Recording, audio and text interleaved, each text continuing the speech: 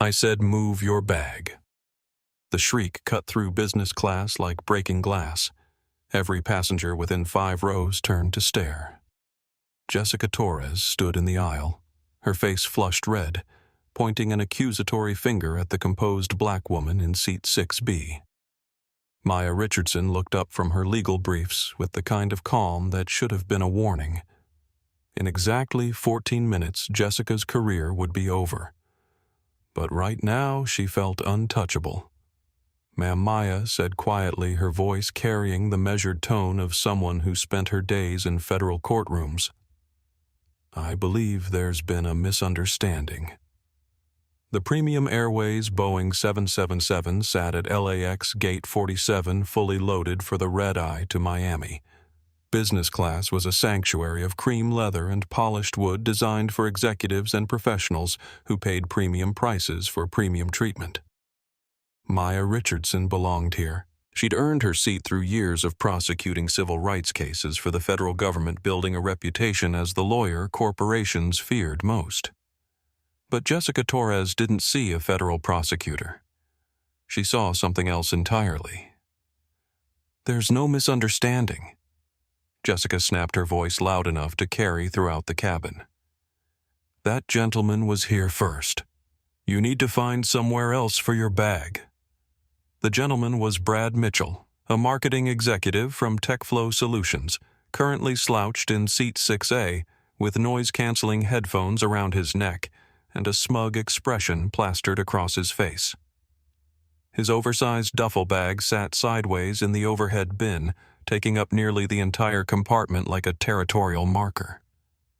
Maya had approached Brad politely 20 minutes earlier, explaining that his bag's position left no room for other passengers in their row.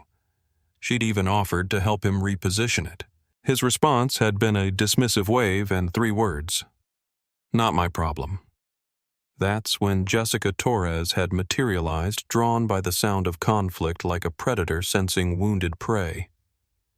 Sir, I'm so sorry she's bothering you, Jessica cooed to Brad, her tone syrupy sweet. Then she whipped back to Maya, her voice hardening like concrete. Ma'am, this gentleman has every right to store his bag however he chooses. Maya's eyebrows rose slightly. In her 15 years as a prosecutor, she'd seen this dance before. The immediate alignment with the white passenger. The assumption of guilt without investigation. The tone that said you don't belong here without quite using those words. Actually, Maya said, pulling out her boarding pass, I'm in seat 6B. This is the designated overhead space for our row. Federal aviation regulations require... Don't quote regulations to me. Jessica cut her off. I've been a flight attendant for 12 years. I know my job. Brad Mitchell leaned back in his seat, clearly enjoying the show. He pulled out his phone and started recording, muttering just loud enough for Jessica to hear. This should be good. Always someone trying to cause drama. Maya noticed the recording. She also noticed the way other passengers were starting to watch, some with uncomfortable expressions, others with their own phones subtly raised. The woman across the aisle, a Latina nurse named Sofia Ramirez, shook her head in disgust. The businessman behind them, David Park, a Korean-American tech entrepreneur, looked like he wanted to intervene, but wasn't sure how. Look, Maya said, maintaining her professional composure. I'm not trying to cause any problems. I just need to store my carry-on bag. If Mr. Mitchell could simply turn his bag...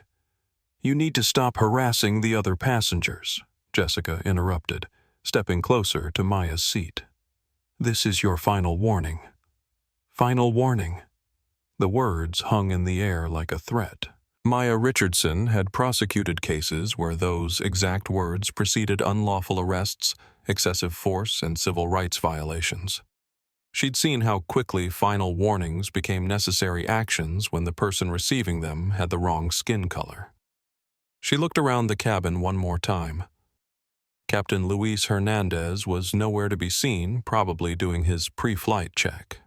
The other flight attendants were busy with their own tasks, either unaware of the confrontation or actively avoiding it.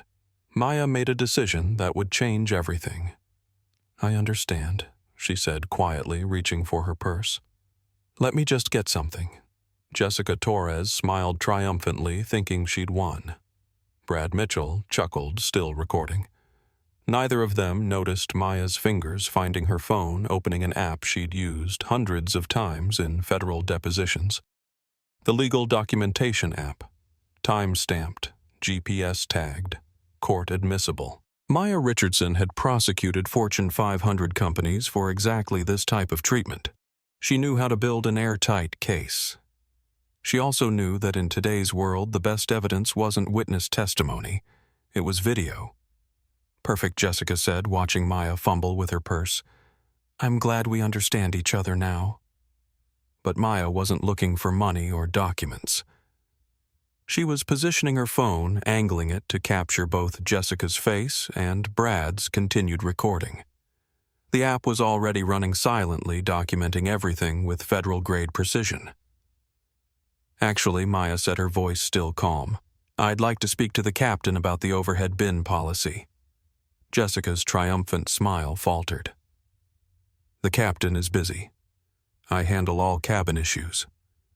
"I understand that," Maya replied. "But since this involves federal aviation safety regulations, I think it's appropriate to speak with the pilot in command." The magic words. Federal regulations. Pilot in command. Maya wasn't just speaking as an upset passenger now. She was speaking like someone who knew exactly how the aviation industry worked, who understood the chain of command and liability. Jessica's eyes narrowed. She'd dealt with difficult passengers before, but this woman was different.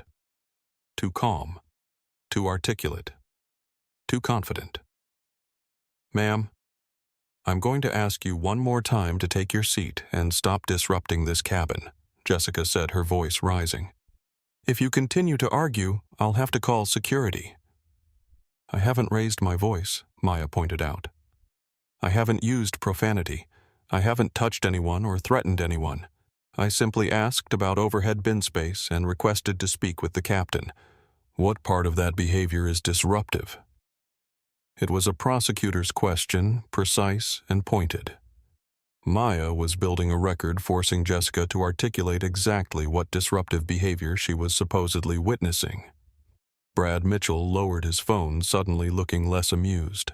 Something about the woman's tone suggested this wasn't going the way he'd expected. The nurse across the aisle, Sophia, was openly recording now, her expression disgusted. "You're arguing," Jessica stammered clearly, struggling to define Maya's behavior as problematic. "I'm asking questions," Maya corrected. "Are passengers not allowed to ask questions about airline policies?" David Park, the tech entrepreneur, cleared his throat. "Excuse me, flight attendant. I'm in 6C. Maybe I could help resolve this? The bag does seem to be taking up more space than necessary." Jessica whirled on him.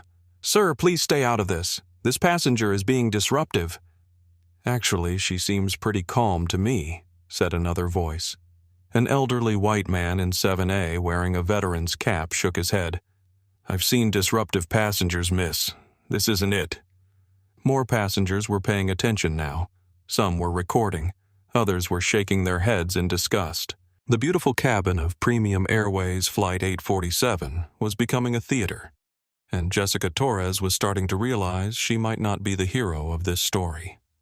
"Everyone, please mind your own business," Jessica snapped, her professional demeanor cracking. "I'm trained to handle these situations." "What situation exactly?" Maya asked. A passenger requesting overhead bin space, a passenger asking to speak with the captain. "Help me understand what you mean by these situations."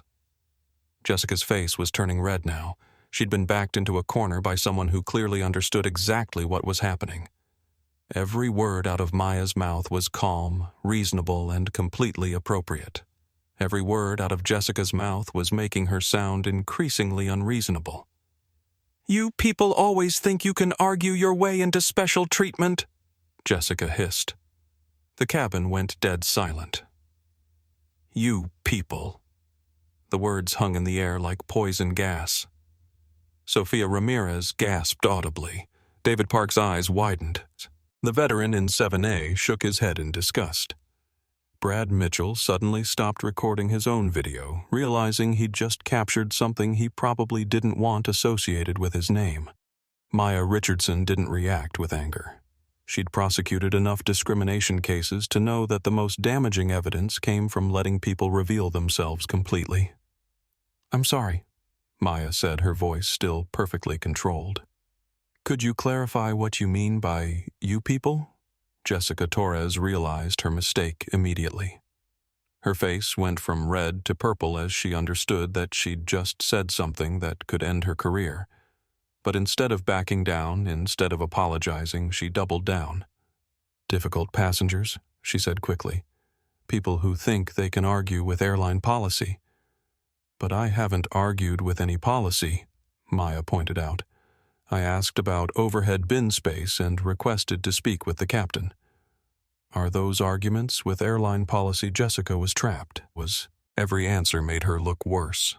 Every word confirmed that she'd made assumptions based on something other than Maya's actual behavior. "I need you to take your seat immediately," Jessica said, her voice shaking with barely controlled anger. "This conversation is over."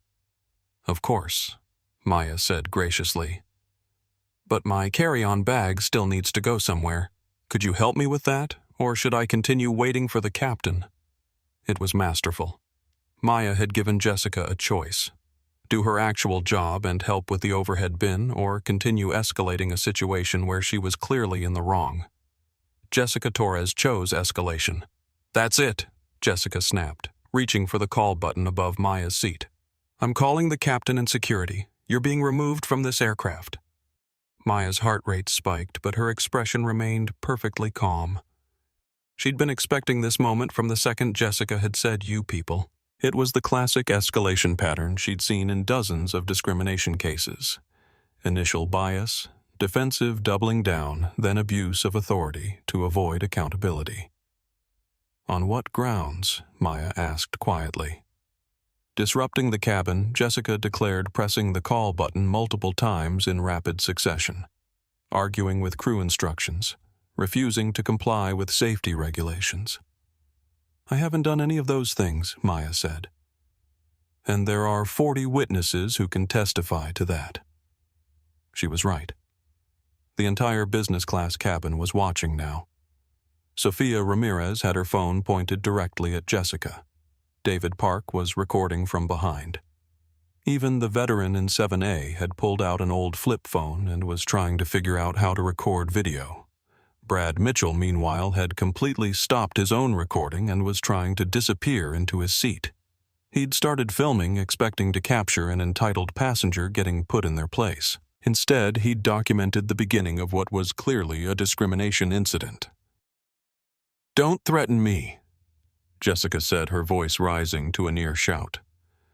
"I have every right to remove disruptive passengers." "I'm not threatening you," Maya replied.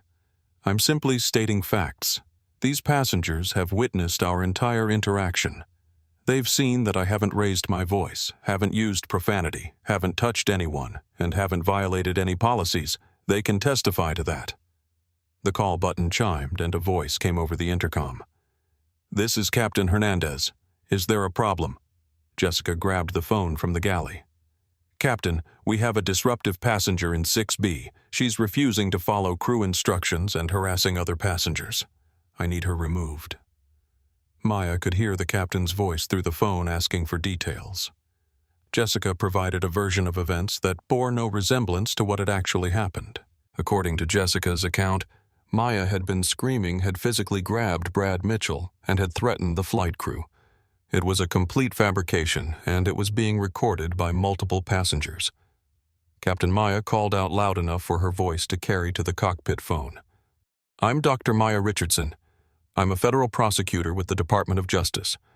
I'd like to request that you come to the cabin to personally investigate these allegations before taking any action." The cabin went completely silent. Even Jessica stopped talking. Federal Prosecutor, Department of Justice. Maya had just revealed her profession and authority level. She wasn't just any passenger now. She was a federal law enforcement officer, someone with the power to bring federal charges against anyone who violated her civil rights. "I'll be right out," came the captain's voice over the intercom. Jessica's face went white. She'd just filed a false report against a federal prosecutor claiming that a civil rights attorney had been disruptive when multiple witnesses could testify otherwise. "You didn't tell me you were a prosecutor," Jessica said weakly. "You didn't ask?" Maya replied. "You made assumptions about who I was and what I was doing based on something other than my actual behavior. What do you think that something was?" It was a perfect prosecutorial question. Maya was forcing Jessica to examine her own motivations to admit what had really driven her initial hostile response. "I was just doing my job," Jessica stammered. "Your job is to fabricate reports about passengers," Maya asked. "Your job is to claim that passengers are screaming when they're speaking quietly. Your job is to accuse passengers of physical assault when they haven't touched anyone. Every word was being recorded. Every lie was being documented. Every moment of the interaction was building toward a federal case that would destroy not just Jessica Torres, but potentially the entire airline." Maya Richardson had prosecuted major corporations for exactly this type of behavior. She knew that discrimination cases weren't just about individual bad actors. They were about institutional failures, training problems, and company cultures that enabled bias. She also knew that in the age of smartphones and social media, video evidence could change everything. Captain Hernandez's voice came over the intercom again. "All passengers, please remain seated. I'm coming to the cabin to address this situation personally." Maya smiled slightly. She'd forced the captain to investigate instead of simply taking his flight attendant's word. It was a small victory, but an important one. Now, everyone would see that she'd been telling the truth, that Jessica's report had been false, and that the entire incident had been captured on video by multiple witnesses. Jessica Torres looked like she was about to be sick. She'd gone from feeling powerful and in control to realizing that she'd just made the worst mistake of her professional life. But the worst was yet to come.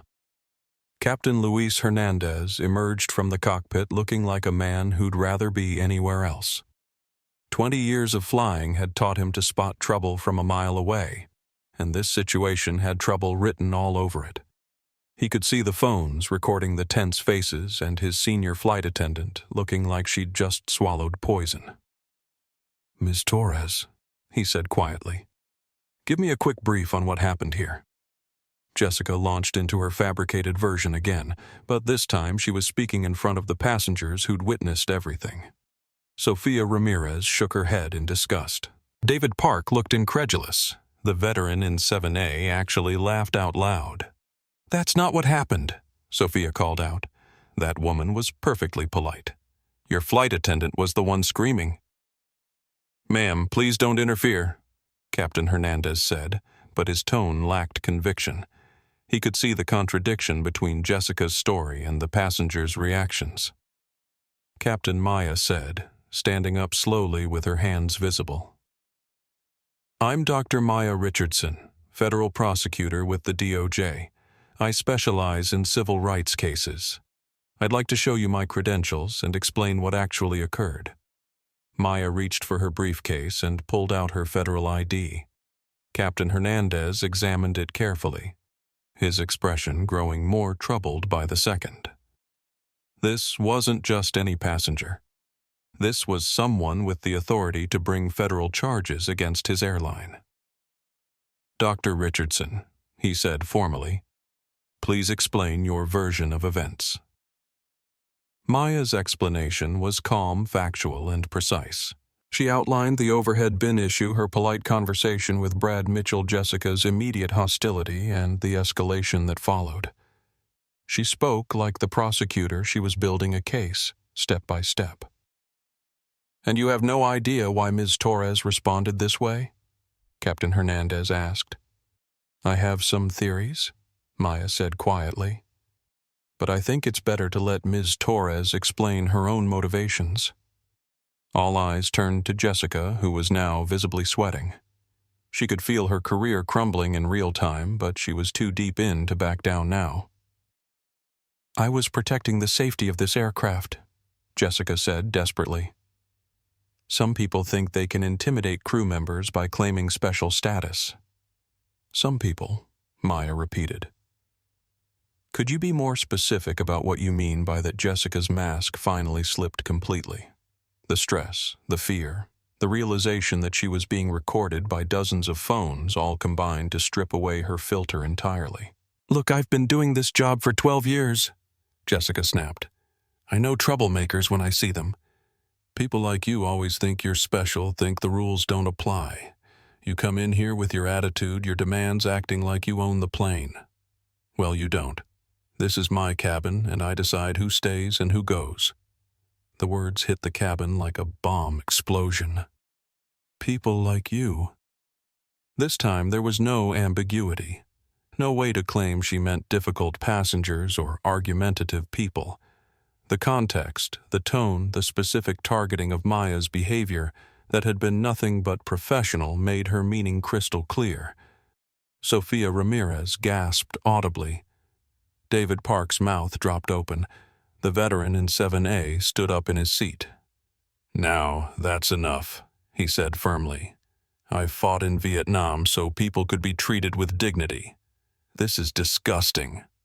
Brad Mitchell, who had been trying to disappear, suddenly realized that his association with this incident was going to destroy him.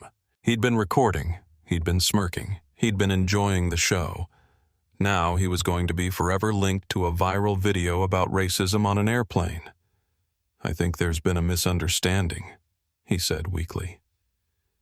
No misunderstanding at all, Maya said, her prosecutor's instincts taking full control now. Ms. Torres has made her position very clear. She sees people like me as troublemakers by default. She assumes we think we're special. She believes we act like we own the place. All of this based on what exactly?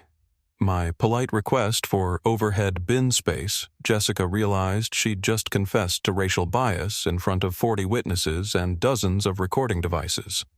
Her career wasn't just over. Her life was about to become a cautionary tale. That's not what I meant, she said desperately. Then what did you mean? Maya asked. Explain to Captain Hernandez and all these witnesses exactly what you meant by people like me. Silence. Jessica Torres had no answer because there was no acceptable answer. She'd revealed her true feelings, and now she had to live with the consequences. Captain Hernandez looked like he wanted the earth to swallow him whole. He'd seen the video evidence, heard the witness accounts, and watched his senior flight attendant confess to racial bias. There was no way to spin this, no way to make it go away. Dr. Richardson, he said quietly on behalf of Premium Airways, I apologize for this incident. Ms. Torres will be removed from this flight immediately. But Maya Richardson wasn't done. She'd prosecuted enough discrimination cases to know that individual accountability was only the beginning. Captain, she said formally, I need you to understand that this incident has been recorded by multiple passengers and will be submitted as evidence in federal court. Ms. Torres has filed a false report against a federal officer engaged in racial discrimination and created a hostile environment. This isn't just a personnel issue. This is a federal civil rights violation. The weight of those words settled over the cabin like a heavy blanket. Federal civil rights violation. This wasn't going to be handled with a quiet termination and an apology. This was going to court. Captain Hernandez felt the walls closing in around him. 20 years of flying, and he'd never faced anything like this. A federal prosecutor claiming civil rights violations, multiple passengers recording, and a flight attendant who'd just confessed to racial bias on camera. Ms. Torres, he said quietly, you're relieved of duty. Please, gather your belongings. Captain, you can't just... Jessica started. I can, and I am. He cut her off. This situation is beyond salvageable. But as Jessica Torres faced the destruction of her career, she made one final desperate decision. If she was going down, she was taking Maya Richardson with her. Security to Gate 47, she announced into her radio. Passenger in seat 6B making threats against crew. Immediate removal required. The cabin erupted. Passengers shouted in protest. Sofia Ramirez stood up in her seat. That's a lie. She never made any threats. David Park was frantically uploading his video to social media. This is insane. The passenger did nothing wrong. Maya remained perfectly calm, but her prosecutor's mind was racing. Jessica had just doubled down on filing false reports, this time adding the claim of threats. It was a federal crime to file false reports about threats on an aircraft. Jessica Torres wasn't just ending her career anymore. She was potentially facing criminal charges. Captain Hernandez, Maya said formally, "I need you to understand what just happened. Ms. Torres has now filed 2 false reports against a federal officer. First claiming I was disruptive, now claiming I made threats. Both claims are demonstrably false and have been witnessed by dozens of passengers. This is a federal crime." The captain looked sick. He was caught between a flight attendant who was clearly lying and a federal prosecutor who was clearly building a criminal case. His airline's liability was growing by the minute. Heavy footsteps echoed down the jetway. 3 airport security officers appeared at the aircraft door, looking serious and ready for trouble. "We got a report of threats against crew," the lead officer announced. Officer Maya said, standing slowly with her hands visible, "I'm Dr. Maya Richardson, federal prosecutor with the Department of Justice. The crew member who filed that report has been relieved of duty for filing false reports. I've made no threats of any kind, and there are 40 witnesses who can testify to that."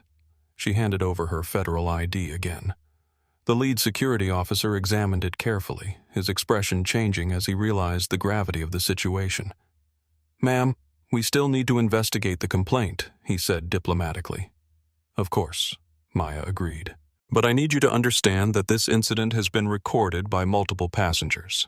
Ms. Torres filed false reports claiming I was disruptive and made threats when video evidence shows I was polite and professional throughout. Filing false reports against a federal officer is a serious crime." The security officer looked around the cabin. Dozens of phones were still recording. Passengers were shouting out their witness accounts.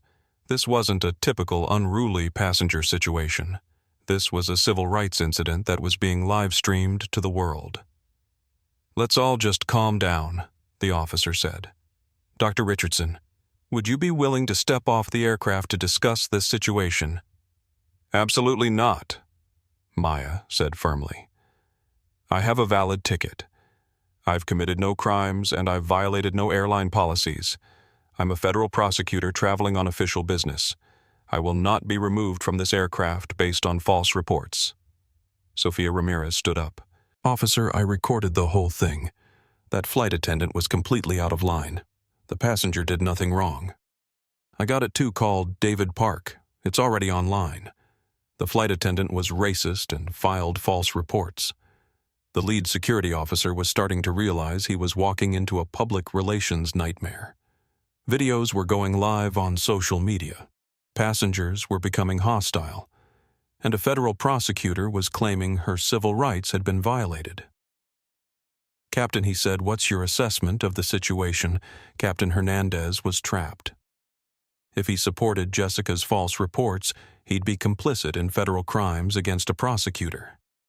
If he contradicted them, he'd be admitting his crew member had lied. "Ms. Torres has been relieved of duty," he said finally. "There seems to have been a misunderstanding." "No misunderstanding," Maya corrected. "Ms. Torres engaged in racial discrimination and filed false reports. That's not a misunderstanding. That's a federal crime." Jessica Torres realized her final gambit had failed. Security wasn't going to remove Maya. The captain wasn't supporting her story, and dozens of passengers were providing witness testimony that contradicted everything she'd claimed. "I want a lawyer," she said suddenly. "That's probably a good idea," Maya replied calmly. "You're going to need one."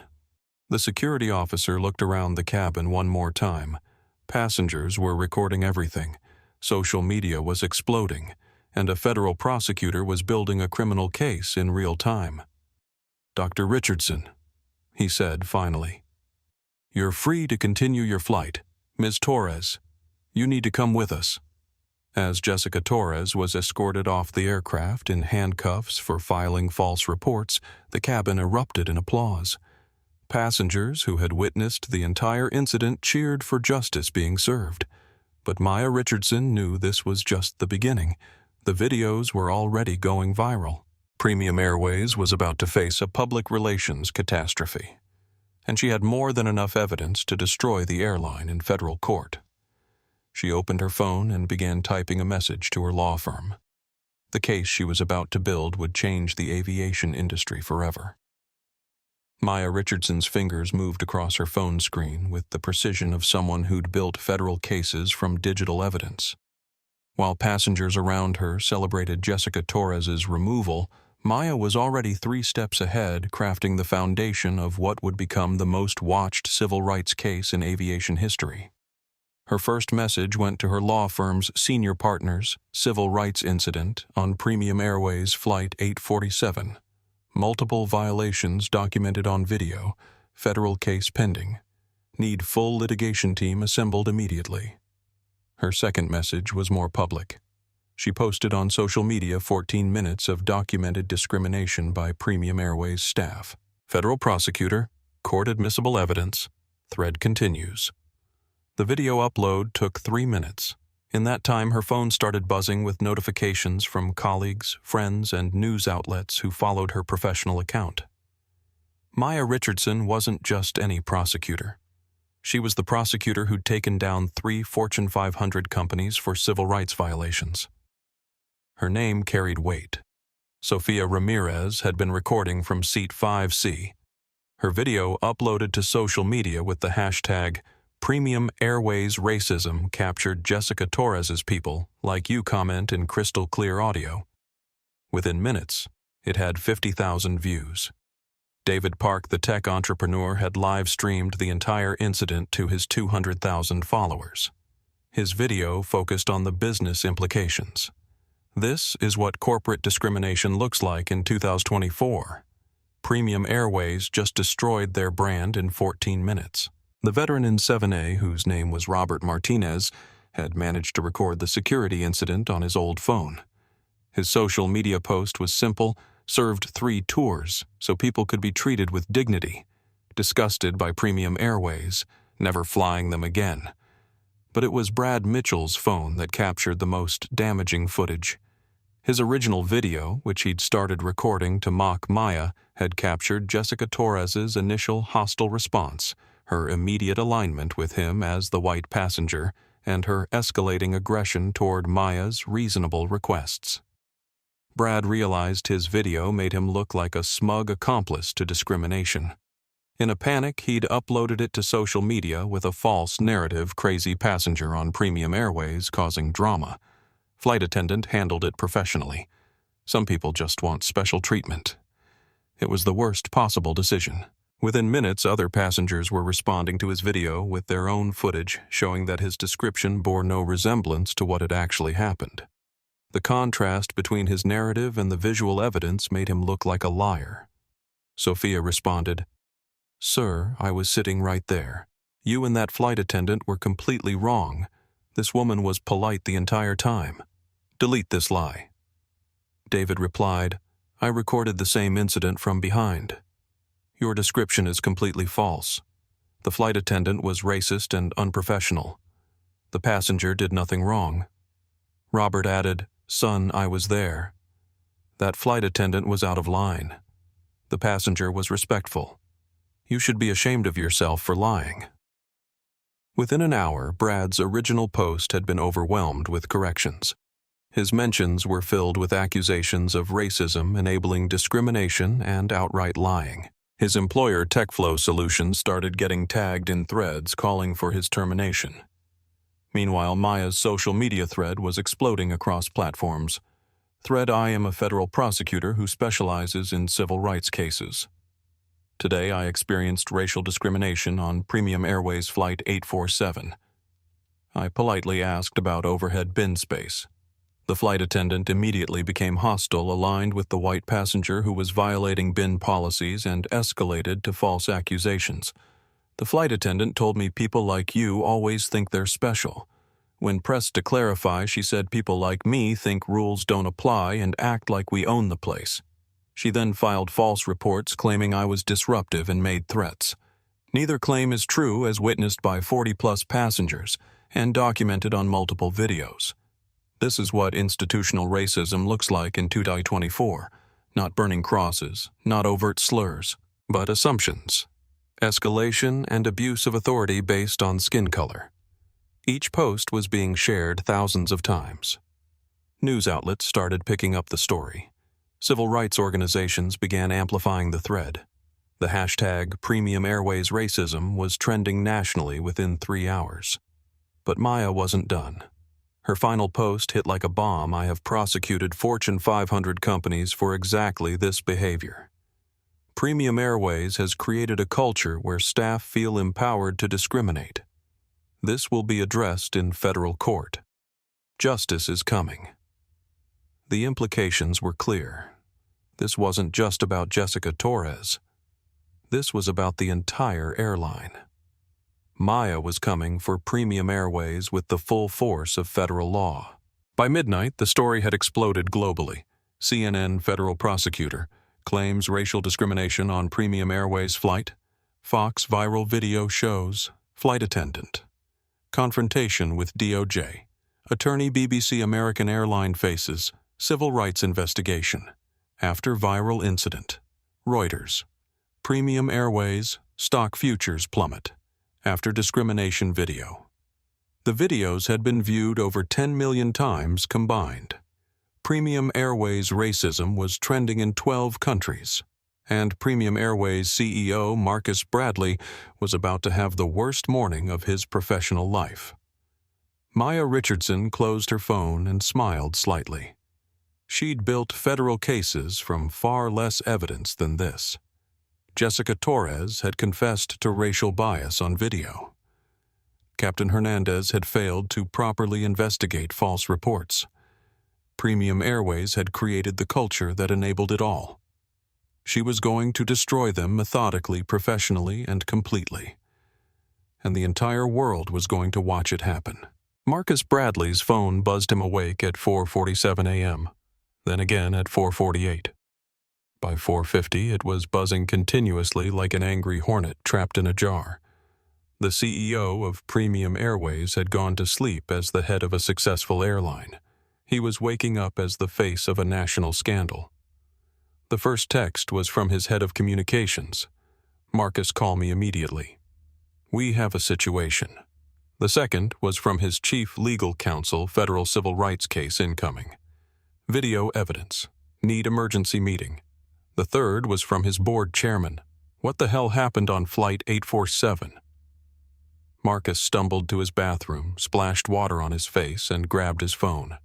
57 missed calls, 234 unread messages. His email inbox showed 400-plus unread messages with subject lines that made his stomach drop. Premium Airways discrimination investigation, stock futures, down 18% on racism. Claims federal prosecutor, claims civil rights violation, viral video, destroys airline's reputation. He opened social media first. Bad decision. Premium Airways racism was the #1 trending topic worldwide. The first video he saw was Maya Richardson's calm professional explanation of what had happened, followed immediately by Jessica Torres screaming, "People like you," at a paying customer. Marcus felt his world tilt off its axis.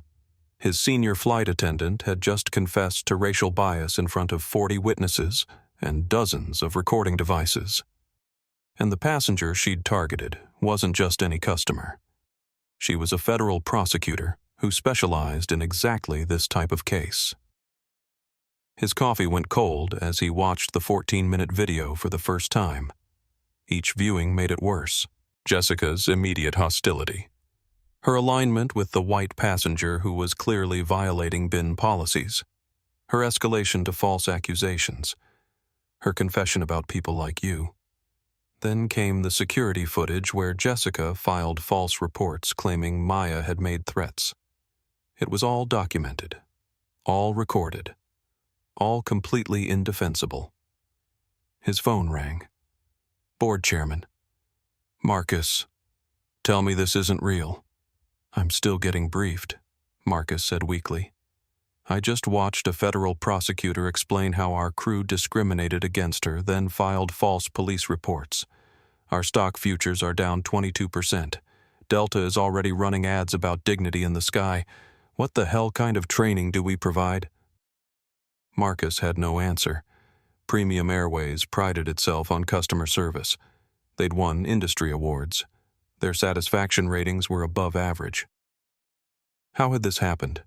Sir, we need to control the narrative, Marcus said. Issue an apology, announce an investigation. You think an apology fixes this?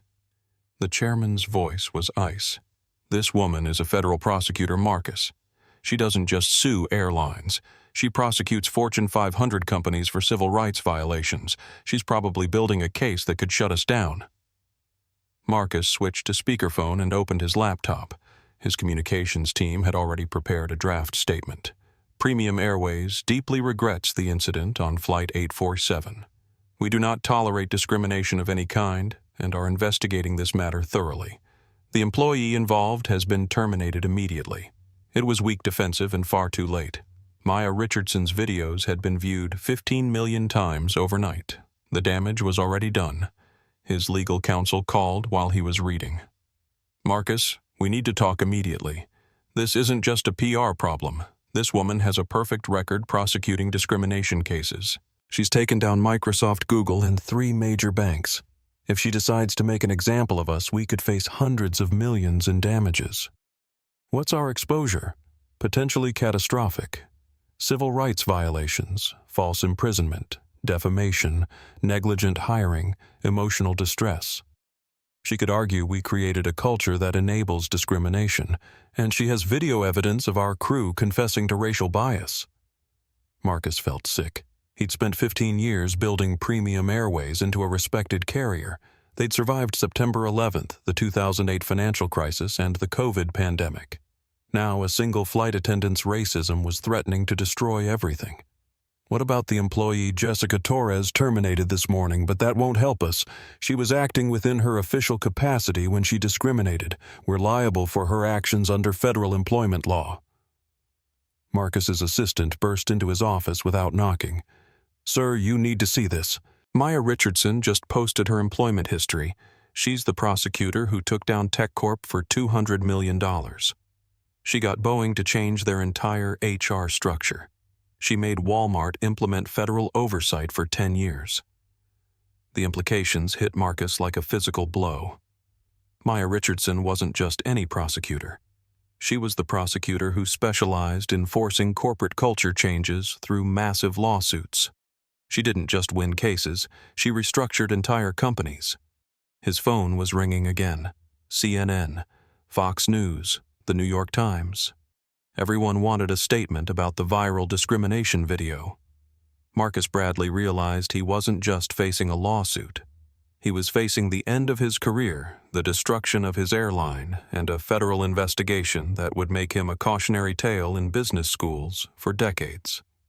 The woman his flight attendant had targeted as a troublemaker was about to become his worst nightmare. By 7 a.m., Premium Airways headquarters in Dallas looked like a crisis management bunker. The executive conference room was packed with lawyers, PR specialists, and increasingly panicked executives.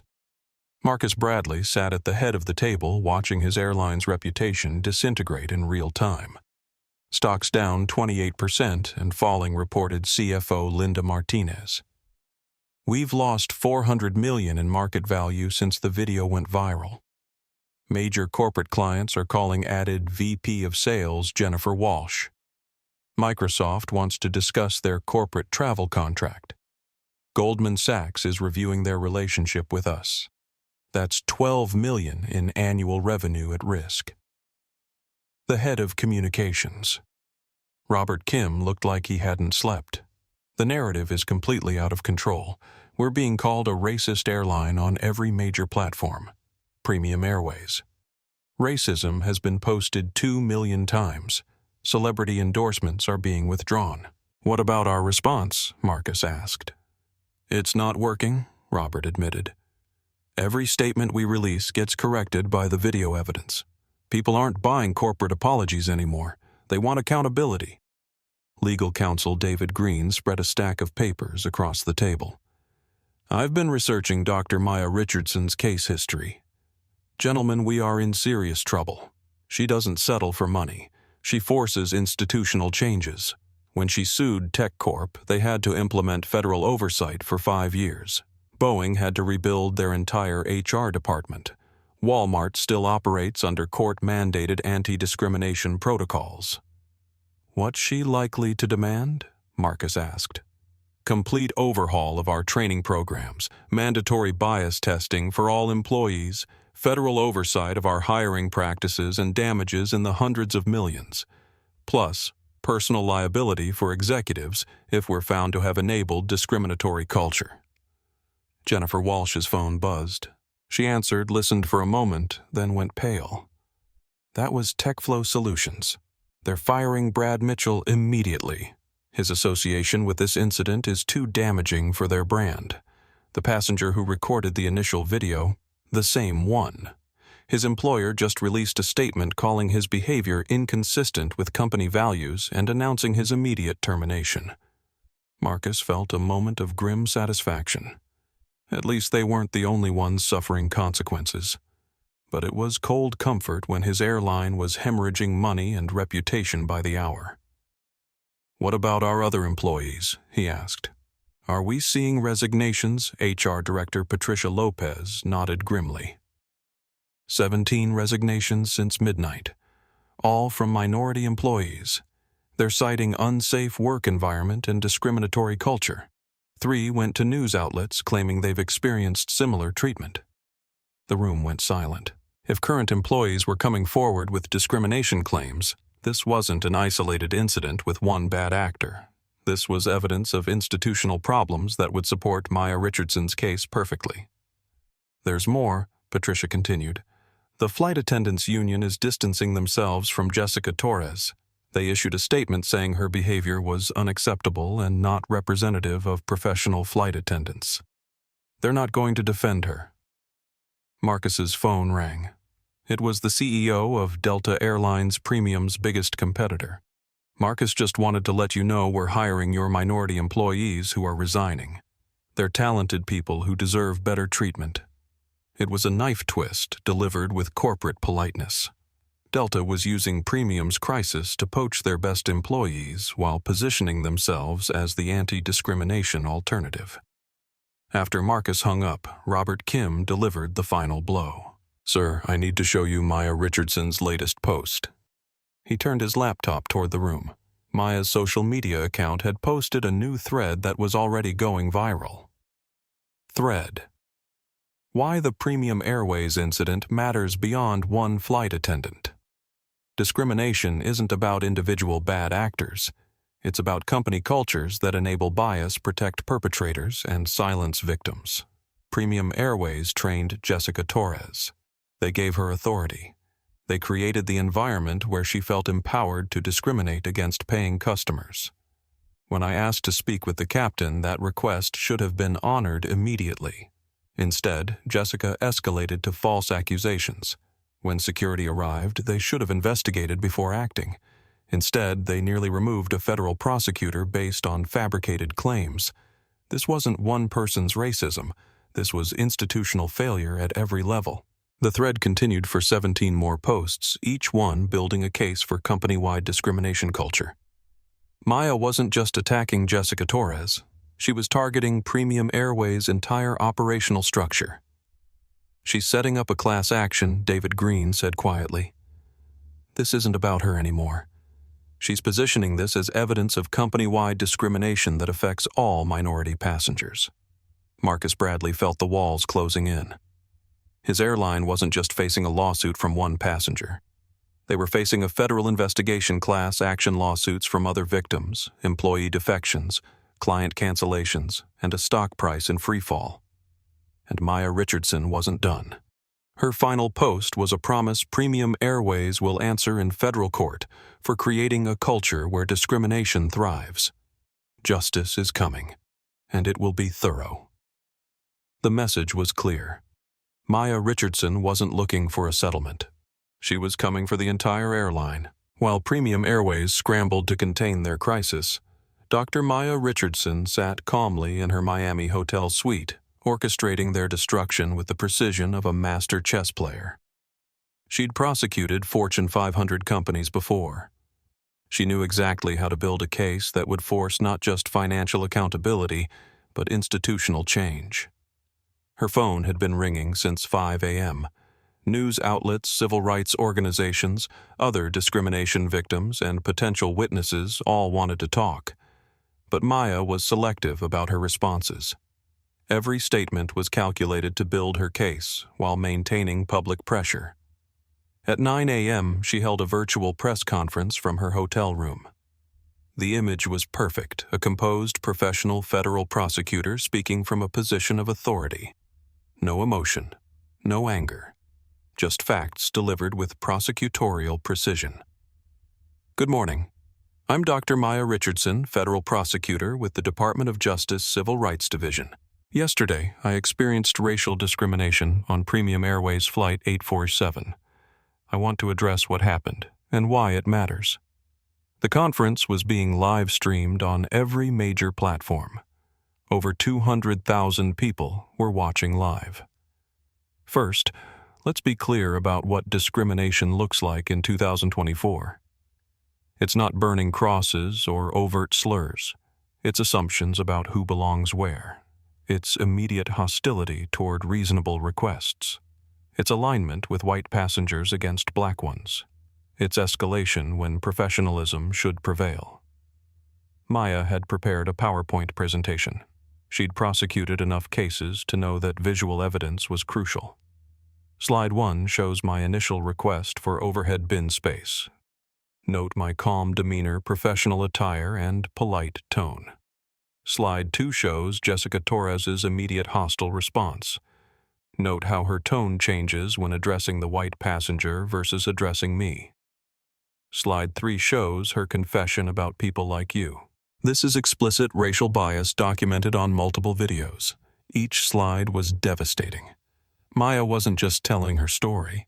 She was building a federal case in real time with millions of people as witnesses. But this isn't about one flight attendant's racism. This is about Premium Airways culture that enabled and protected that racism. Jessica Torres felt empowered to discriminate because her company trained her to see certain passengers as problems. When I asked to speak with the captain, that request should have been honored immediately. Instead, the crew closed ranks to protect their colleagues' discriminatory behavior. Maya clicked to her final slide, a timeline of Premium Airways' response. Premium Airways' initial statement called this a misunderstanding. They offered a generic apology and promised an investigation. This response suggests they view discrimination as a PR problem, not a civil rights violation. I want to be clear about what happens next. Premium Airways will face federal investigation for violating the Civil Rights Act. They will answer for creating a culture where discrimination thrives. And they will implement court-mandated changes to ensure this never happens again. The questions from reporters were exactly what Maya expected, Dr. Richardson. What damages are you seeking? This isn't about money. It's about accountability. Premium Airways must acknowledge that they enabled discrimination, implement meaningful changes to prevent future incidents, and submit to federal oversight to ensure compliance. Are you concerned about retaliation? I'm a federal prosecutor who specializes in civil rights cases. I've taken on Microsoft, Google, and major banks. I'm not intimidated by airline executives. What do you say to Premium Airways' claim that this was an isolated incident? The evidence suggests otherwise. Multiple employees resigned overnight citing discriminatory culture. If this were isolated, that wouldn't happen. We'll discover the full scope during federal investigation. After the press conference, Maya's phone exploded with calls from other discrimination victims. A black businessman from Atlanta who'd been denied first-class service despite having a valid ticket. A Latina professor who'd been accused of theft when she used the business-class restroom. A young black woman who'd been told her natural hair was unprofessional and asked to cover it. Each call added evidence to Maya's case. This wasn't about Jessica Torres. This was about Premium Airways' institutional culture that enabled bias at every level. Maya's law firm, Patel, Jackson and Associates, issued their own statement at noon. Dr. Maya Richardson has retained our firm to pursue federal civil rights violations against Premium Airways. Dr. Richardson specializes in prosecuting corporate discrimination and has a perfect record in federal court.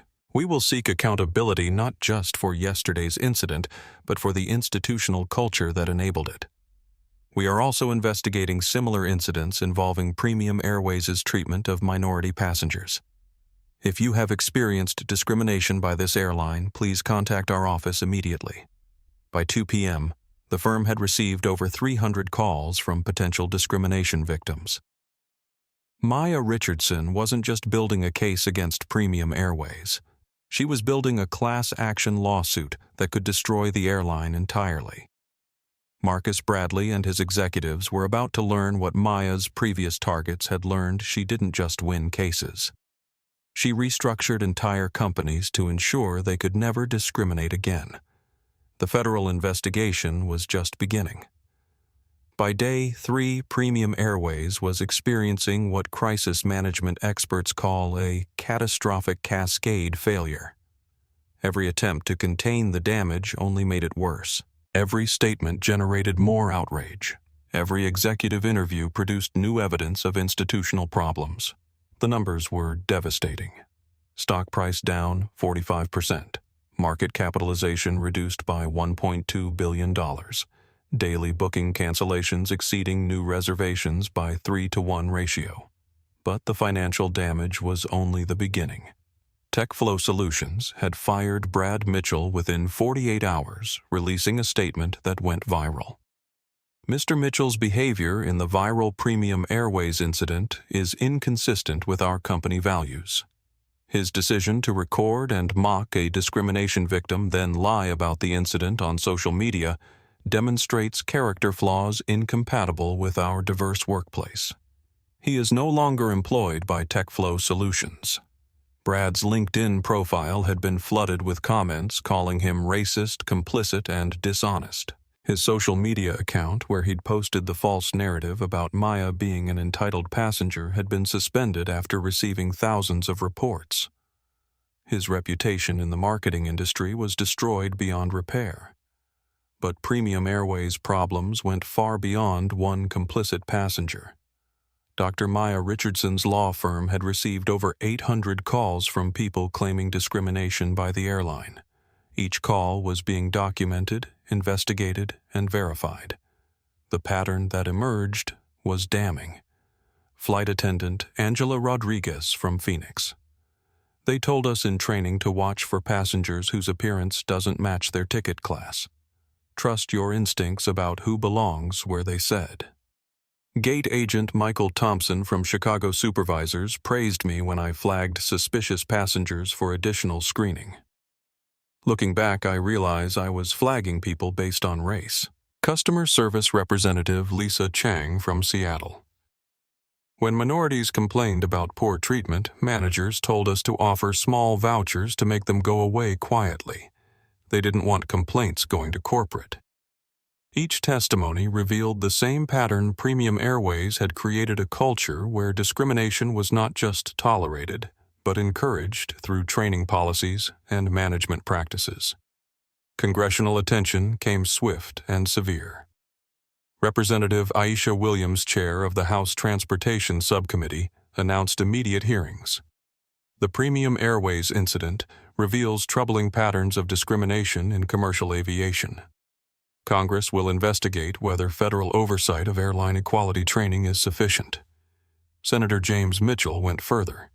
If airlines cannot guarantee equal treatment for all passengers, Congress must consider whether their federal operating licenses should be reviewed. The Department of Transportation launched a formal investigation. The Federal Aviation Administration opened a safety review questioning whether discriminatory crew behavior compromised flight safety.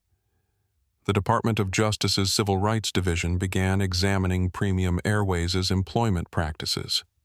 International consequences emerged as the story spread globally. The European Union announced they were monitoring the situation and considering whether additional protections for airline passengers were needed. Premium Airways' planned expansion into European markets was indefinitely postponed. Corporate clients began fleeing en masse. Goldman Sachs terminated their $15 million annual corporate travel contract, stating that Premium Airways' handling of this incident raises concerns about their commitment to equality that are inconsistent with our firm values. Microsoft followed suit, canceling a $20 million contract. We cannot in good conscience require our diverse workforce to fly on an airline where they might face discrimination. Amazon, Apple, and Google all announced they were reviewing their relationships with Premium Airways. The corporate travel market, which represented 40% of the airline's revenue, was evaporating. Competitor airlines seized the opportunity with surgical precision. Delta's new ad campaign featured the tagline, "Every passenger deserves dignity." United launched a Respect in the Sky initiative. Southwest's CEO issued a statement about their commitment to treating every customer with equal respect, regardless of race, ethnicity, or background. The pilot and flight attendant unions faced their own reckonings. While they distanced themselves from Jessica Torres, internal investigations revealed widespread concerns about discrimination training. Union leaders who'd previously dismissed bias complaints were forced to acknowledge institutional problems. Most damaging of all was the emergence of Premium Airways' internal documents. A former HR executive, encouraged by Maya Richardson's bravery, leaked training materials that explicitly instructed employees to profile passengers based on appearance, clothing, and behavior patterns that correlated strongly with racial characteristics. One training slide was particularly devastating: customer complaint prevention. Identify potential problem passengers early. Passengers whose appearance or behavior doesn't match their ticket class may be attempting fraud or seeking special treatment. Trust your professional instincts. Another document showed customer complaint statistics broken down by race, with notes about which demographics were more likely to escalate minor issues and recommendations for managing expectations with different passenger groups. Maya Richardson's legal team released these documents to major news outlets with a statement, "This evidence proves that Premium Airways didn't just enable discrimination, they trained their employees to discriminate." Jessica Torres was following company policy when she targeted Dr. Richardson. By the end of week 1, Premium Airways faced federal civil rights investigation. Congressional hearings, class action lawsuit from 800-plus discrimination victims, $1.2 billion in lost market value. Mass cancellation of corporate contracts. International scrutiny of U.S. aviation practices. Employee defections and union investigations. Marcus Bradley called an emergency board meeting. The agenda had one item, his resignation. But the board had a different plan. They were going to fight the allegations, challenge Maya Richardson's case, and attempt to rebuild their reputation through aggressive legal defense. It was the worst possible decision. Maya Richardson had been waiting for them to choose confrontation over accountability. Now she could destroy them completely. The federal courthouse in downtown Los Angeles had never seen a media circus quite like the one that assembled on Monday morning, October 14th. News vans lined the street. Reporters jockeyed for position. Cameras tracked every movement as Dr. Maya Richardson walked up the courthouse steps with her legal team from Patel, Jackson & Associates. Maya wore a navy blue suit that conveyed both authority and professionalism. Her briefcase contained 847 pages of evidence videos, witness statements, internal Premium Airways documents, and testimony from discrimination victims spanning 5 years. She'd built federal cases before, but never with this much public attention. Dr. Richardson, reporters shouted, "How much are you seeking in damages?" Maya paused at the top of the steps. "This case isn't about money, it's about accountability." Premium Airways created a culture where discrimination thrives, and they must answer in federal court. Inside the courthouse, her legal team filed a civil rights lawsuit that sent shockwaves through the aviation industry. The case wasn't just targeting Premium Airways as a corporation. It was targeting individuals personally seeking to establish precedent that would make executives personally liable for enabling discrimination. The lawsuit named Premium Airways Corporation for institutional discrimination, Jessica Torres for individual civil rights violations, Brad Mitchell for conspiracy and defamation, Captain Luis Hernandez for failure to investigate false reports, and Marcus Bradley for CEO negligent oversight. The federal charges included violation of Civil Rights Act, Section 1981 for racial discrimination in commercial contracts, deprivation of civil rights under color of authority, conspiracy to interfere with civil rights, intentional infliction of emotional distress, defamation and false light, invasion of privacy and negligent hiring, training, and supervision. The damages sought were $150 million in compensatory and punitive damages, complete overhaul of company training and policies, federal oversight of hiring and promotion practices, personal liability for executives who enabled discrimination, and public acknowledgement of institutional failures. The lawsuit's opening statement was devastating. Premium Airways Corporation has operated a pattern and practice of racial discrimination that violates federal civil rights laws. This discrimination was not the result of one employee's bias, but rather a corporate culture that trained employees to profile passengers based on race, ethnicity, and perceived social status. Defendant Jessica Torres was following company training when she targeted Dr. Richardson. Defendant Captain Hernandez was following company protocols when he failed to investigate false reports. Defendant CEO Bradley created and maintained policies that enabled discrimination throughout the organization. This case will prove that Premium Airways doesn't just tolerate racism, they institutionalize it through training materials, performance metrics, and management practices that reward discriminatory behavior while punishing employees who challenge bias. The evidence section was particularly damning.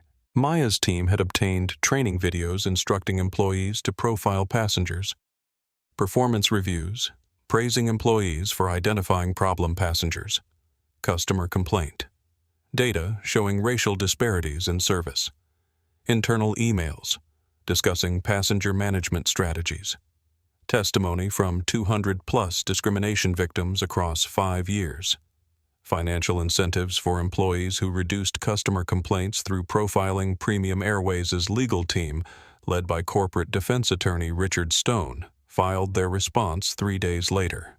Their strategy was predictable: deny institutional discrimination claim. Jessica Torres was a rogue employee acting outside company policy, and characterized Maya Richardson as an opportunistic prosecutor seeking publicity. It was the worst possible approach. Maya Richardson specialized in destroying exactly these defenses. She'd heard them from Microsoft, Google, and every other corporation that tried to claim their discrimination was just isolated incidents. The discovery phase would prove that Premium Airways discrimination wasn't isolated at all. It was corporate policy disguised as customer service training.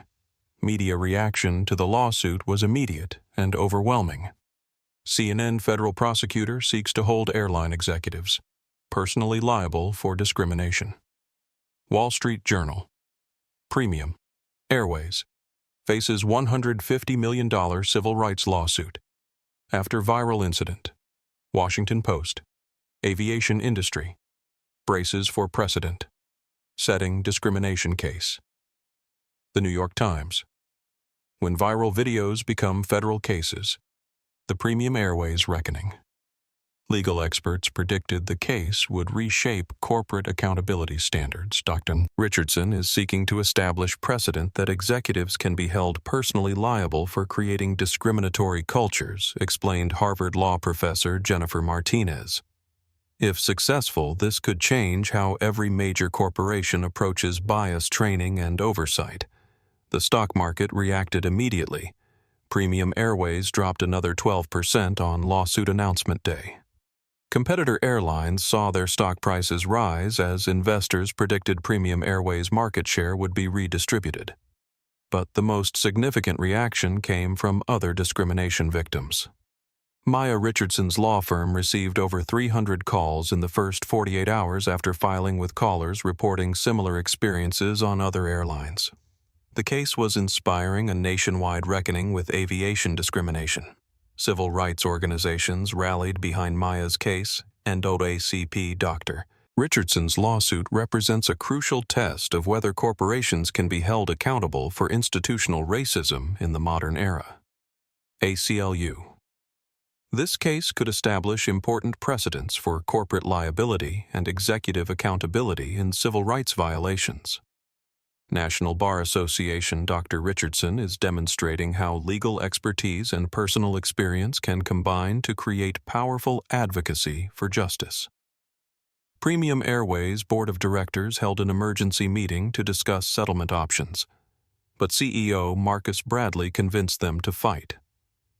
"We can't admit to institutional discrimination," he argued. "It would destroy the company's reputation permanently." It was exactly the decision Maya Richardson had hoped they'd make. Fighting the case meant discovery. Discovery meant exposing every discriminatory policy, every biased training material, every complaint that had been buried. Maya would get access to Premium Airways' complete internal operations, and she'd use that access to prove discrimination at every level. The aviation industry watched nervously as the most powerful civil rights prosecutor in the country prepared to dismantle one of America's major airlines. The precedent this case set would affect every airline in the nation. Maya Richardson was about to prove that in the age of smartphones and federal civil rights law, corporate discrimination came with consequences that no amount of PR could overcome.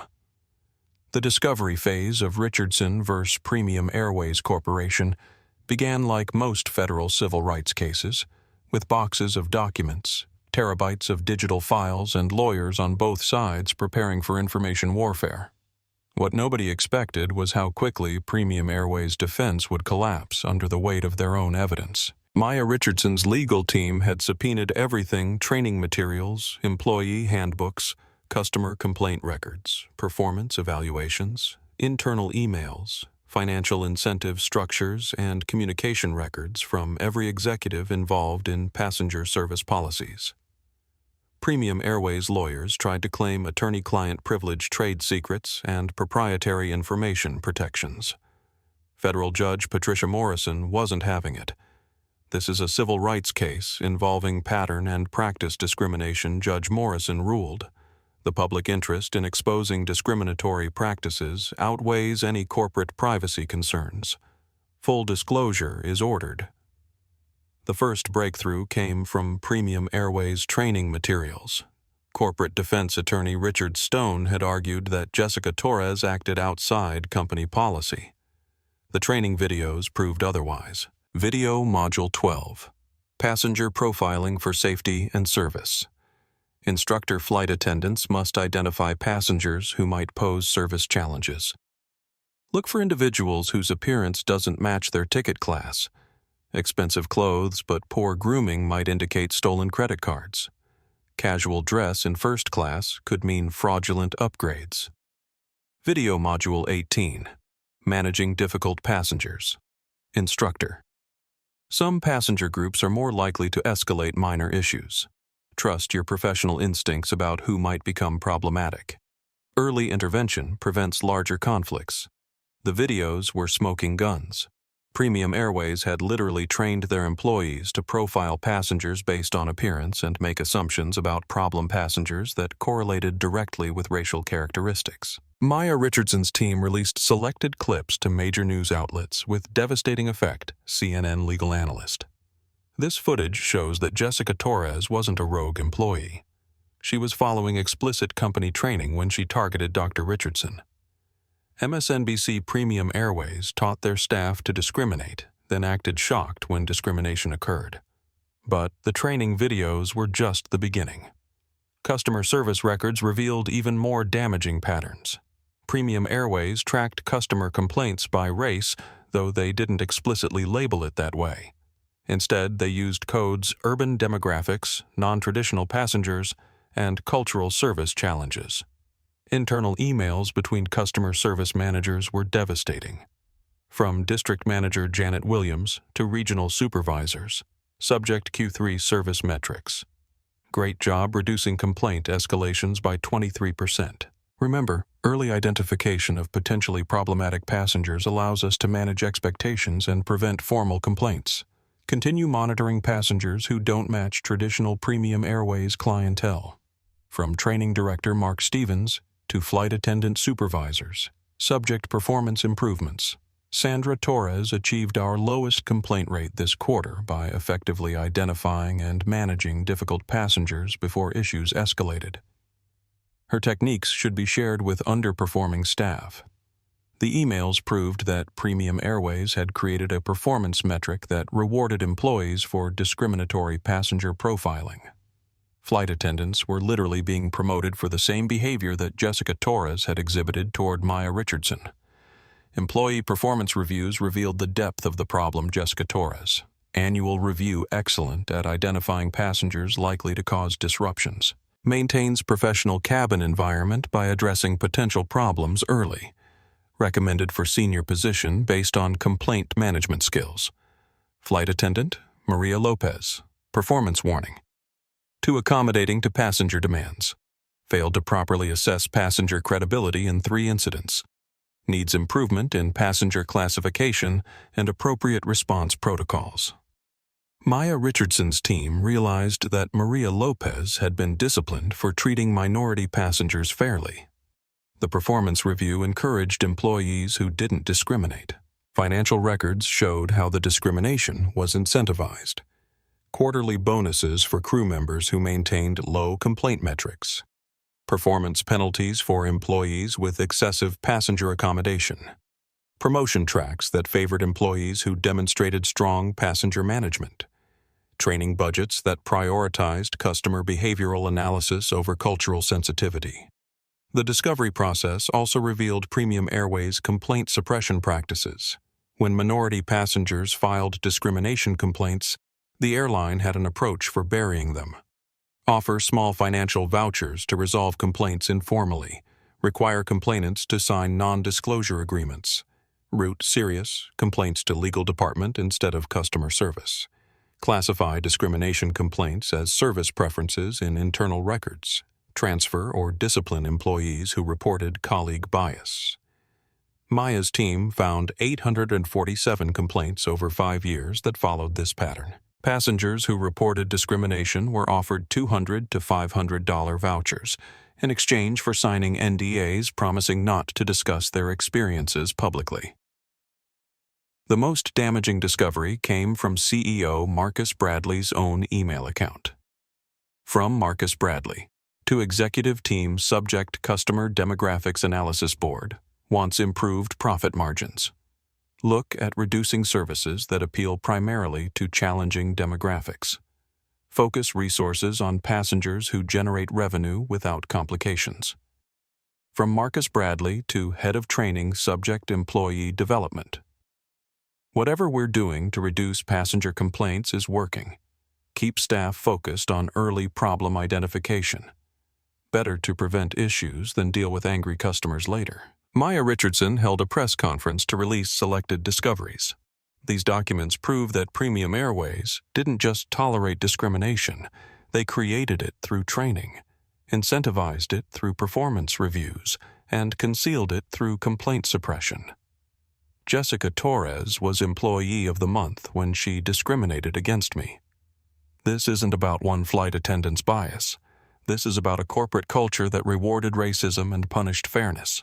The discovery revelations triggered a second wave of consequences. Department of Transportation launched expanded investigation into airline discrimination practices. House Transportation Committee announced nationwide hearings on aviation bias. 200+ additional discrimination victims contacted Maya's law firm after seeing the evidence. Employee whistleblowers began coming forward with more internal documents. Premium Airways stock dropped to 52-week lows as institutional investors fled Premium Airways' board of directors, finally forced CEO Marcus Bradley to resign. But Maya Richardson wasn't satisfied with individual accountability. She wanted institutional change that would prevent future discrimination across the entire aviation industry. The discovery phase had given her everything she needed to destroy Premium Airways in court and force industry-wide reforms. The trial would prove that corporate discrimination in the smartphone era came with consequences that no amount of damage control could prevent. By March 2024, Premium Airways was hemorrhaging money, reputation, and legal credibility.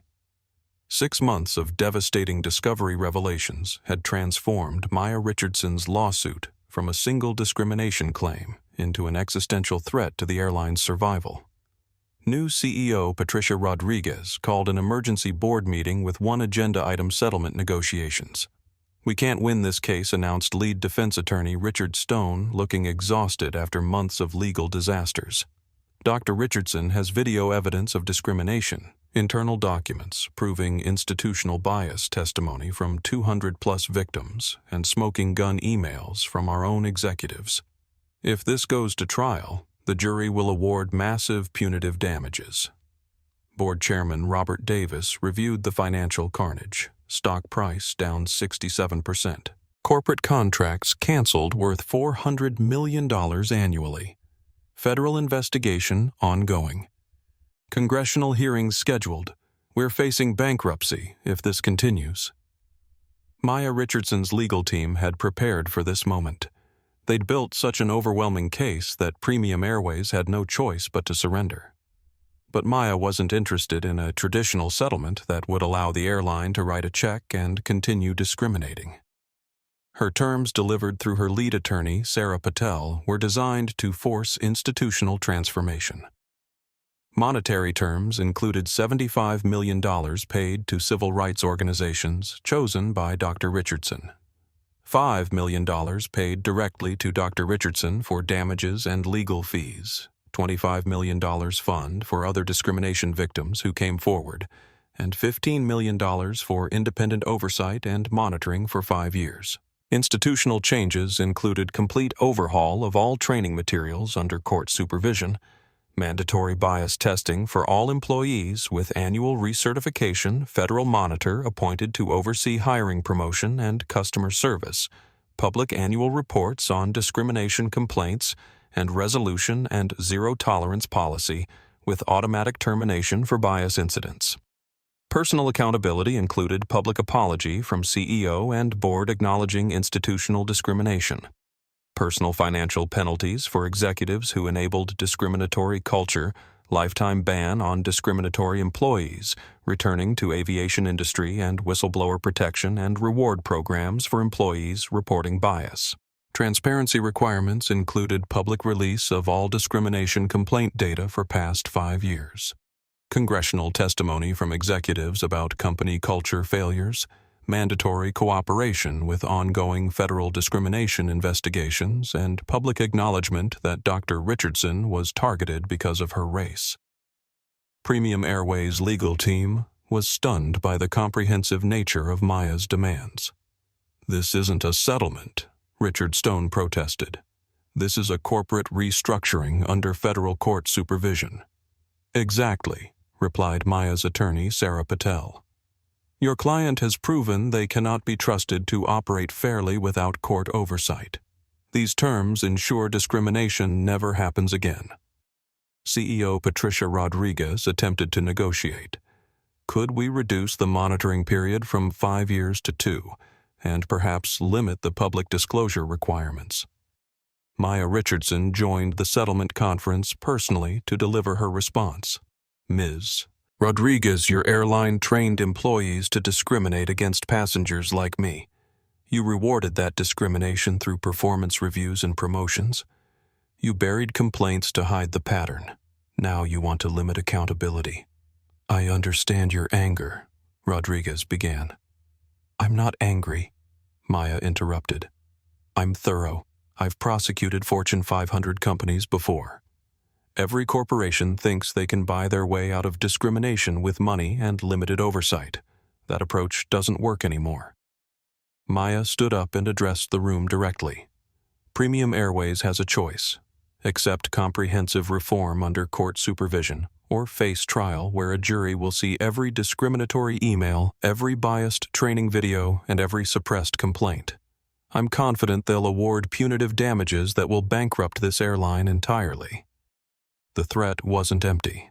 Maya's case was so strong that trial would likely result in damages exceeding Premium Airways' total assets. Settlement was their only survival option. We need time to consider these terms, Rodriguez said. You have 48 hours, Maya replied. After that, we proceed to trial and seek $300 million in punitive damages. During the 48-hour deadline, Premium Airways faced additional pressure. 3 major institutional investors announced they were divesting from the airline. The Department of Transportation indicated that settlement cooperation would influence their investigation. Congressional leaders suggested that airlines refusing discrimination accountability might face regulatory consequences. Employee unions demanded leadership accept responsibility and implement reforms. Most importantly, 2 more Premium Airways employees came forward with evidence of additional discrimination incidents, proving that the problem extended beyond what had already been discovered. On deadline day, CEO Patricia Rodriguez called Maya's legal team. We accept your terms in full. The settlement announcement sent shockwaves through the aviation industry. Reuters Premium Airways agrees to $120 million civil rights settlement, federal oversight, Wall Street Journal, landmark discrimination settlement forces, airline industry reforms, Washington Post, federal prosecutor's viral video leads to corporate restructuring. Other airlines immediately began reviewing their own training materials and customer service policies. No carrier wanted to face the type of comprehensive accountability that Maya Richardson had forced on Premium Airways. Maya Richardson's settlement terms became known as the Richardson Protocol, a framework for addressing institutional discrimination that civil rights attorneys began using as a template for cases against other corporations. But for Maya, the settlement was just the beginning. She'd proven that viral video evidence combined with federal civil rights law could force even major corporations to accept comprehensive reform. The precedent would reshape corporate accountability for discrimination across all industries. Premium Airways would survive, but only under court supervision, and with the understanding that future discrimination would result in immediate federal intervention. Maya Richardson had transformed a single incident of airline bias into industry-wide recognition that discrimination came with consequences that no corporation could afford. The federal courthouse in downtown Los Angeles had seen many important settlements, but none with the public impact of Richardson versus Premium Airways Corporation. On April 15, 2024, Judge Patricia Morrison's courtroom was packed with media, civil rights advocates, airline industry executives, and congressional representatives who had come to witness corporate accountability in action. Maya Richardson entered the courthouse wearing the same navy blue suit she'd worn when filing the lawsuit 6 months earlier. But everything else had changed. Premium Airways was no longer a defiant corporation denying discrimination. They were a defeated airline accepting comprehensive federal oversight in exchange for survival. Judge Morrison called the hearing to order. We are here today to approve the settlement agreement in Richardson versus Premium Airways Corporation et al. This case has garnered significant public attention, and the court recognizes the precedent-setting nature of the proposed terms. Sarah Patel Maya's lead attorney addressed the court first. Your Honor. This settlement represents the most comprehensive corporate accountability agreement in civil rights law. It ensures that Premium Airways will never again operate a culture that enables discrimination. The terms read aloud in open court were devastating in their thoroughness. Financial accountability included $75 million paid to the NAACP Legal Defense Fund, National Action Network, and Equal Justice Initiative. $5 million in personal damages to Dr. Maya Richardson. $25 million compensation fund for 200-plus additional discrimination victims, and $15 million for 5 years of independent federal monitoring. Institutional transformation included federal monitor appointed to oversee all customer service operations, complete replacement of training materials under court supervision, mandatory bias testing for all employees with annual recertification, public quarterly reports on discrimination complaints and resolution and zero-tolerance policy requiring immediate termination for discriminatory behavior. Executive accountability included CEO Patricia Rodriguez required to testify before Congress about institutional failures, former CEO Marcus Bradley banned from airline industry for 5 years, public acknowledgement that Dr. Richardson was targeted because of her race, and personal financial penalties for executives who enabled discriminatory culture. Transparency requirements included public release of 5 years of discrimination complaint data, annual civil rights audits conducted by independent oversight board mandatory cooperation with ongoing federal investigations and employee whistleblower protection and reward programs. Premium Airways' new attorney Jennifer Walsh stood to accept the terms, Your Honor. Premium Airways Corporation accepts full responsibility for institutional discrimination against Dr. Richardson and other passengers. We acknowledge that our training materials, performance metrics, and complaint suppression practices violated federal civil rights laws. It was a complete corporate surrender delivered in open court and recorded for posterity. Judge Morrison reviewed the settlement terms carefully. This agreement goes beyond monetary compensation to address the root causes of discrimination. The court finds these terms appropriate, given the severity of the violations and the strength of the evidence. Maya Richardson requested permission to address the court directly. Your Honor, this case was never about personal vindication. It was about proving that discrimination has consequences regardless of corporate power or legal resources. Premium Airways created a culture where employees were rewarded for racial profiling and punished for treating minority passengers fairly. They buried complaints, silenced victims, and denied responsibility until video evidence made denial impossible.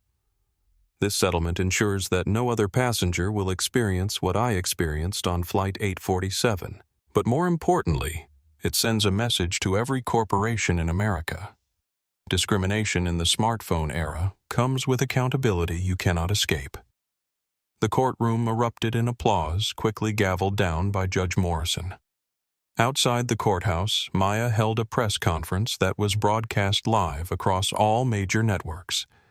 Today's settlement proves that viral videos can become federal cases, and federal cases can force corporate change. Premium Airways will operate under court supervision for 5 years. Their training materials will be completely rebuilt. Their executives will be personally liable for future discrimination. But this case was bigger than one airline.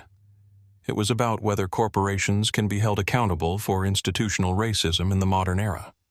The answer is yes, if you have evidence, legal expertise, and the courage to fight back. Maya announced that the $5 million in personal damages would be donated to establish the Richardson Institute for Aviation Equality, a nonprofit organization dedicated to monitoring discrimination in transportation and supporting victims of corporate bias. The settlement's impact was immediate and far-reaching. Corporate response included Delta United American and Southwest, announcing immediate reviews of their training materials. Airline industry trade groups issued new best practices guidelines for bias prevention. Corporate legal departments across all industries began updating discrimination policies. Legal precedent included civil rights attorneys beginning to use Richardson Protocol settlement terms in other corporate discrimination cases. Law schools added the case to civil rights curricula as a model for modern discrimination litigation. Federal agencies updated enforcement priorities to include social media evidence and viral incidents. Legislative impact included Congress passing the Dignity in Transportation Act, requiring bias training for all airline employees. Department of Transportation updated regulations to include specific anti-discrimination protocols. State legislatures introduced bills requiring corporate accountability for discriminatory cultures. Individual consequences were swift and severe. Jessica Torres pleaded guilty to federal charges of filing false reports and was sentenced to 2 years probation, $10,000 fine, and lifetime ban from aviation industry. She declared bankruptcy and moved back in with her family in Texas. Brad Mitchell settled his personal defamation charges by paying $250,000 to civil rights organizations and issuing a public apology acknowledging his complicity in discrimination. He remained unemployable in marketing. Former CEO Marcus Bradley was banned from airline executive positions for 5 years and paid $500,000 in personal penalties. He quietly took a consulting position with a small logistics company. Captain Luis Hernandez was suspended from Premium Airways, but later hired by Southwest Airlines after completing advanced bias training and becoming an advocate for discrimination prevention. The settlement ceremony concluded with Maya Richardson's final statement. 6 months ago, Jessica Torres told me that people like you think we're special and act like we own the place. She was wrong about the motivation, but right about the result. We don't think we're special, we know we're equal. And when corporations forget that equality isn't negotiable, we don't just record the evidence, we take it to federal court. Premium Airways would survive under court supervision, but they would never again mistake a black passenger's professionalism for entitlement or confuse discrimination with customer service. The Richardson settlement had fundamentally altered the risk-benefit calculation for corporate discrimination. In the smartphone era, racism had become too expensive for any company to afford. 6 months after the settlement, the individual consequences of Flight 847 had rippled far beyond the federal courthouse. Each person involved in the incident faced a personal reckoning that would define the rest of their lives, some toward redemption, others toward ruin. Jessica Torres sat in her childhood bedroom in Laredo, Texas, staring at rejection letter number 47. Every airline, hotel chain, restaurant group, and customer service company had declined her application for employment. The federal guilty plea for filing false reports appeared on every background check. Google searches of her name returned millions of results, all linking her to racial discrimination and federal crimes.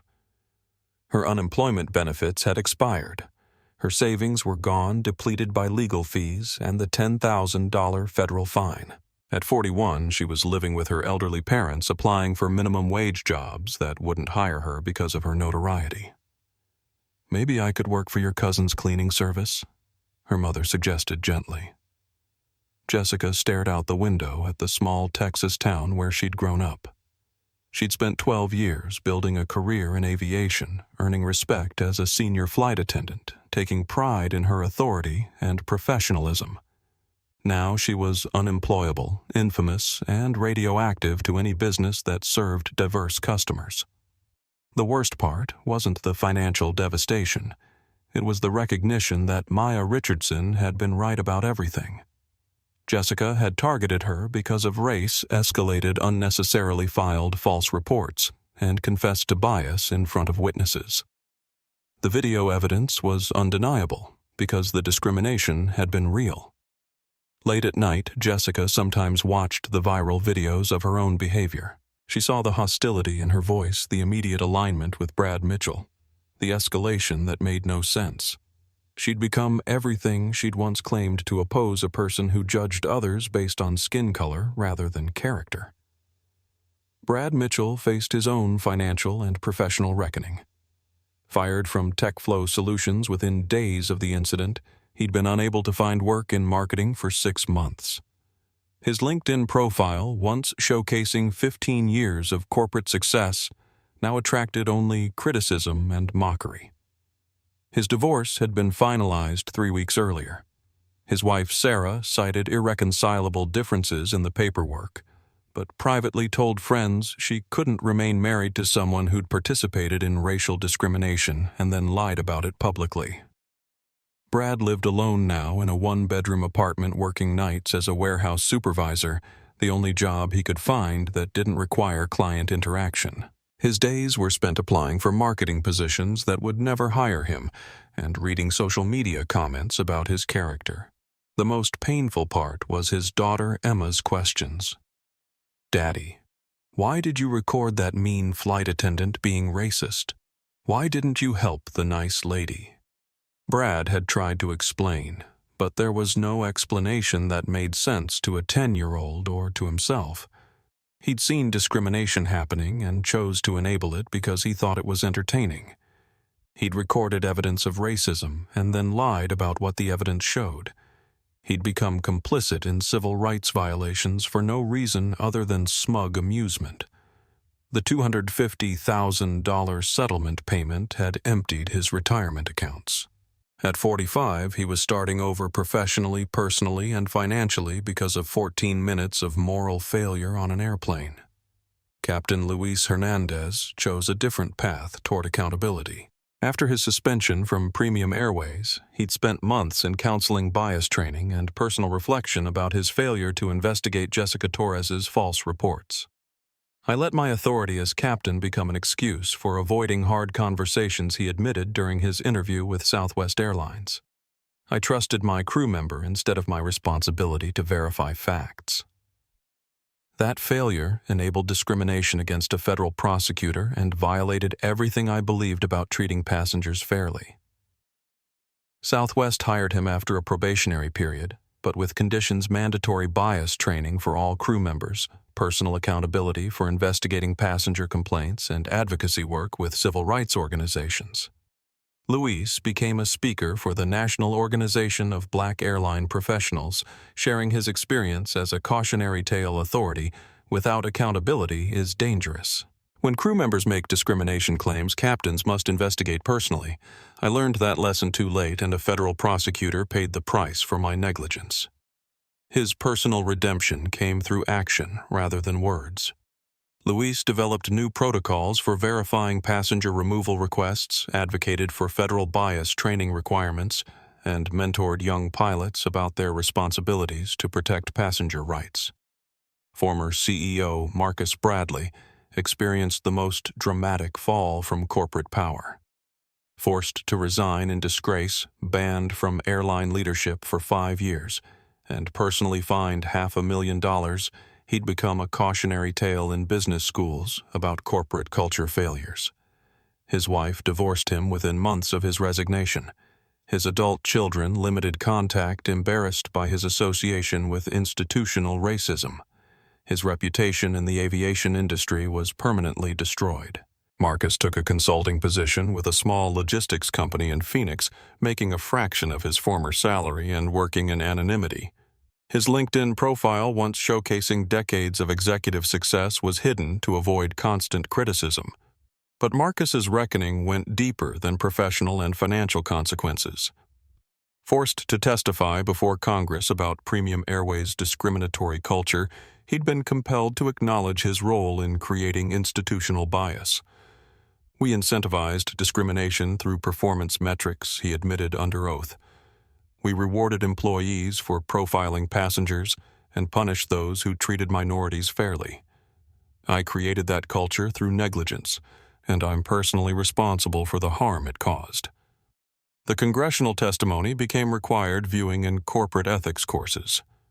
Marcus Bradley's name became synonymous with leadership failure and institutional racism. Maya Richardson alone emerged with her reputation and career enhanced. Named Prosecutor of the Year by the National Bar Association, she'd parlayed her victory into a platform for addressing corporate discrimination across all industries. She continued her federal prosecutor role while serving on the Premium Airways Oversight Board, ensuring the airline's compliance with settlement terms. Her Richardson Institute for Aviation Equality had received funding from major corporations eager to demonstrate their commitment to bias prevention. Maya's speaking engagements at law schools and corporate conferences were booked months in advance. Her message was consistent. Discrimination in the smartphone era isn't just morally wrong, it's legally and financially suicidal. Corporations that enable bias will face federal accountability they cannot escape. But Maya's victory came with personal costs. The death threats from racist trolls required security measures. The constant media attention limited her privacy. The pressure to be a perfect representative of civil rights progress was exhausting. Still, when asked if she regretted recording Flight 847, Maya's answer was immediate. "I regret that discrimination happened. I regret that employees were trained to profile passengers. I regret that complaints were buried and victims silenced. But I don't regret documenting evidence or demanding accountability. Justice requires proof, and proof requires courage." The personal reckonings from Flight 847 would continue for years. But the central lesson was already clear in the age of viral videos, and federal civil rights law. Individual choices about discrimination carry consequences that no amount of privilege power or corporate protection can prevent. 1 year after Flight 847, the Richardson case had fundamentally altered corporate America's approach to discrimination. What began as a single incident of airline bias had evolved into industry-wide recognition that viral accountability was now a permanent feature of corporate risk management.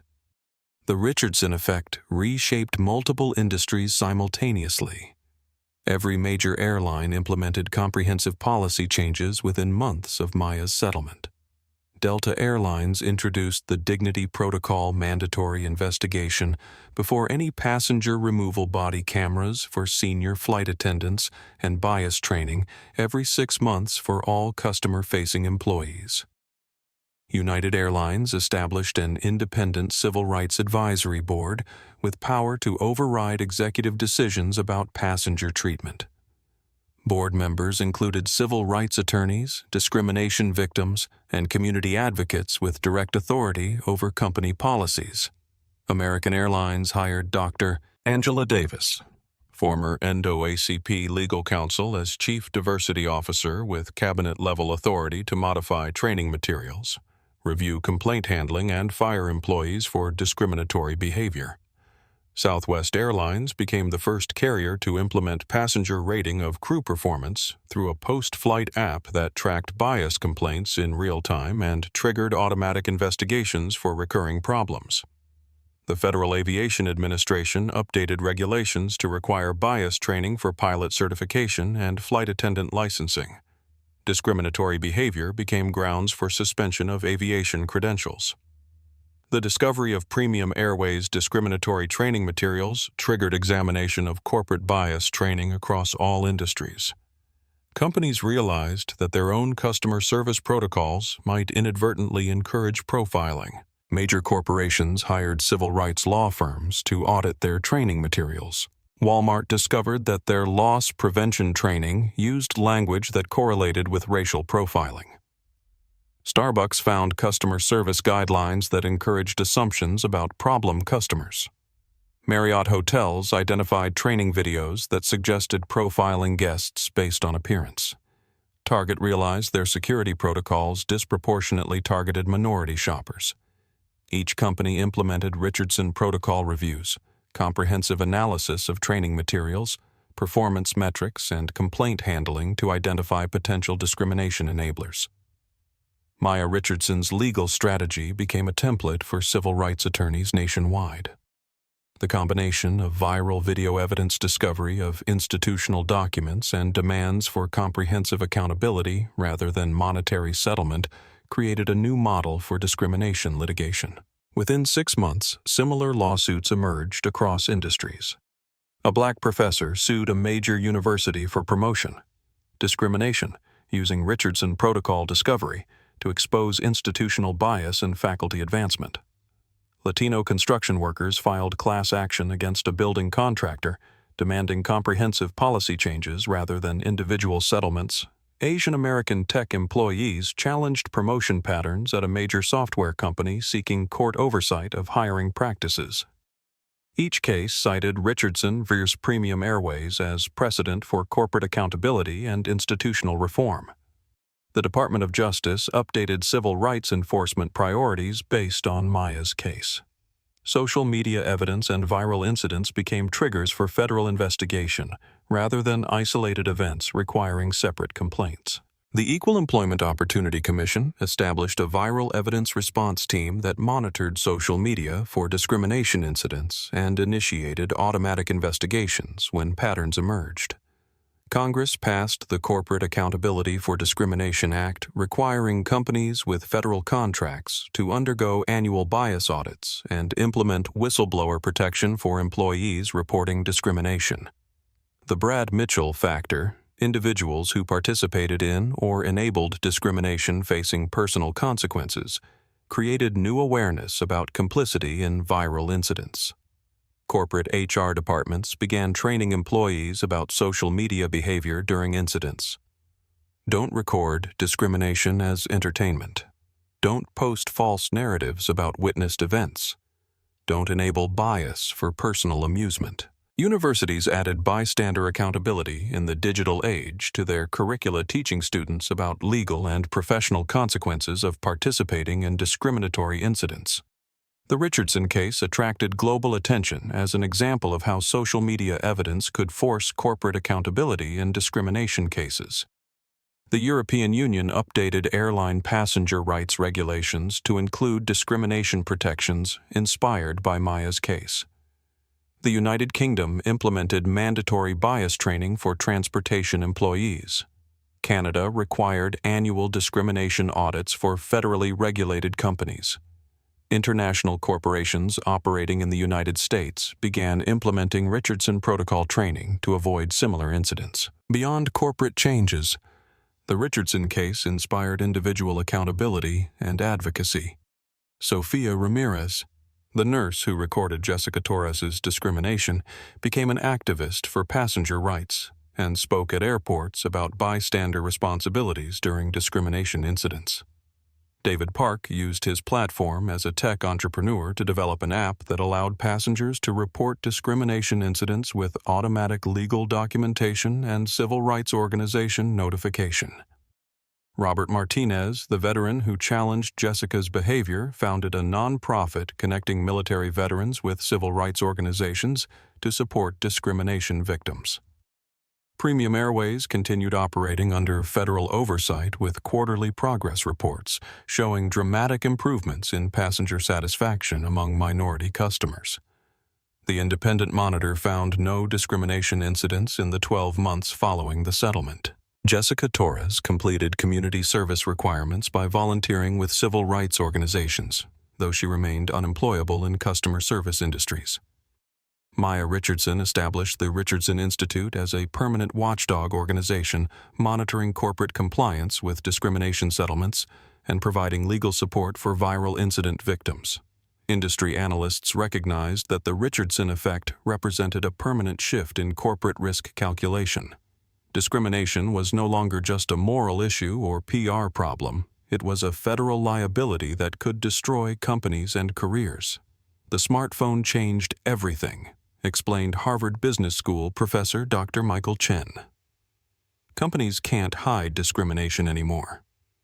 When employees know their behavior might go viral and trigger federal investigation, they change their behavior preemptively.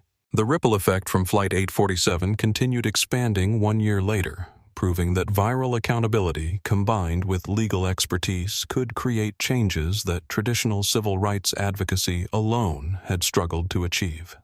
Maya Richardson hadn't just won a single case, she'd demonstrated how individual courage in documenting discrimination could reshape entire industries. Dr. Maya Richardson stood at the podium in the Yale Law School auditorium, looking out at 300 eager first-year students who hung on every word of her keynote address. The same calm confidence that had served her during those 14 minutes on Flight 847 now commanded attention in the most prestigious law school in America. 1 year ago, I was targeted for discrimination on an airplane, Maya began. Today, that 14-minute incident has reshaped corporate accountability across multiple industries.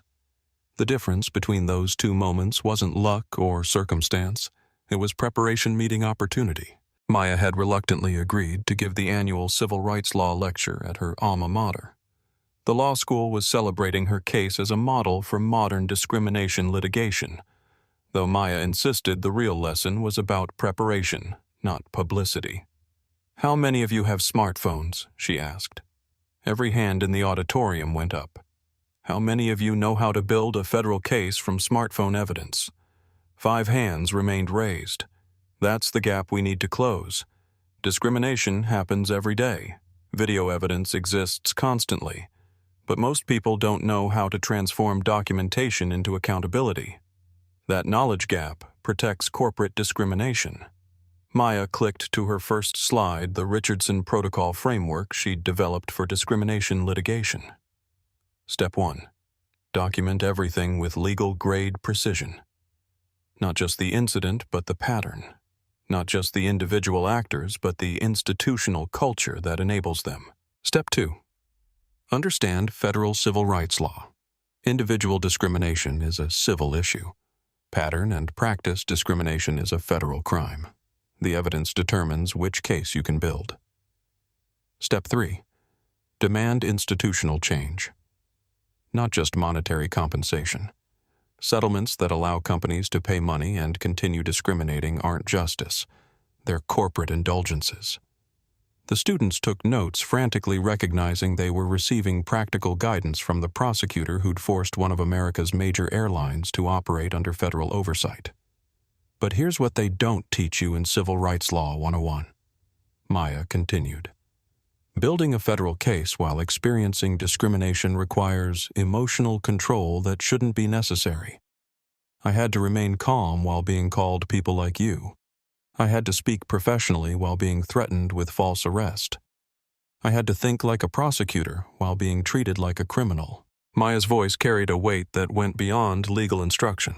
She was describing the psychological burden that discrimination victims faced when they chose to fight back through the legal system. The question isn't whether you can win a discrimination case with good evidence.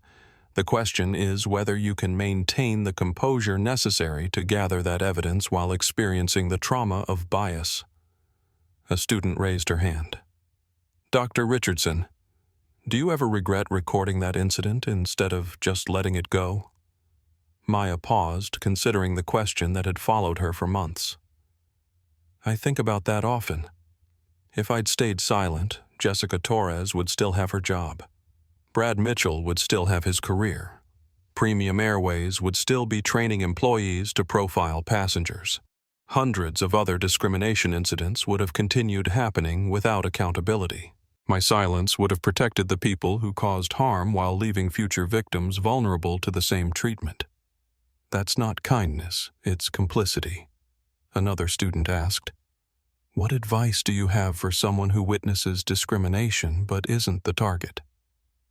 Maya smiled, remembering Sophia Ramirez and David Park, who'd recorded their own evidence and supported her case. "Document everything. Speak up safely. Support the victim however you can. But most importantly, understand that your silence makes you complicit in whatever happens next. Discrimination thrives when good people choose comfort over courage. It ends when enough people decide that convenience isn't worth enabling harm." Maya advanced to her final slide, a photo of Premium Airways' new training manual completely rebuilt under federal oversight. The airline industry changed because one incident was documented professionally and prosecuted thoroughly. But change only happens when someone chooses accountability over comfort. After the lecture, Maya walked across Yale's campus, remembering her days as a law student studying civil rights cases that seemed like ancient history. Now she was creating new precedents that future students would analyze. Her phone buzzed with a text from Sarah Patel, her lead attorney. Maya just got word. The Department of Justice is adopting Richardson Protocol as standard framework for corporate discrimination investigations. Your case methodology is becoming federal policy. Maya smiled, but the satisfaction was tempered by awareness of how much work remained. One victory, no matter how comprehensive, couldn't solve institutional discrimination across American society. She'd received over 2,000 messages from discrimination victims inspired by her case to document their own experiences and seek legal accountability. Each message represented another person choosing courage over silence, but also another instance of bias that shouldn't have happened. The Richardson Institute for Aviation Equality had documented 47 discrimination incidents across multiple airlines in the year since her case. Most were resolved quickly once airlines realized they were being monitored by federal prosecutors, but the continued incidents proved that culture change was incremental and ongoing. Maya's speaking calendar was booked through the following year with law schools, civil rights organizations, and corporate conferences where executives wanted to understand how to avoid their own Richardson moment. The irony wasn't lost on her. Companies were paying discrimination victims to teach them how not to discriminate. But the most meaningful part of Maya's new platform was mentoring other federal prosecutors who were building their own corporate accountability cases.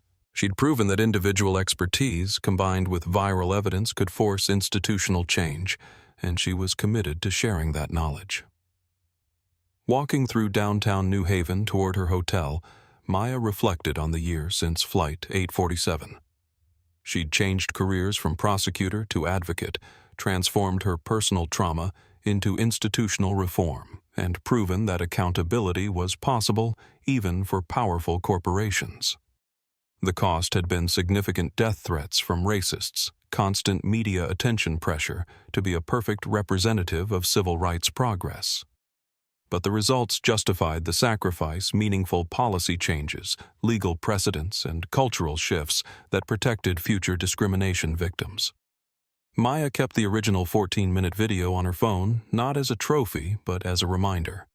Dignity isn't given, it's demanded. Justice isn't automatic, it's fought for. And sometimes the most powerful thing you can do is simply press record and let truth speak for itself.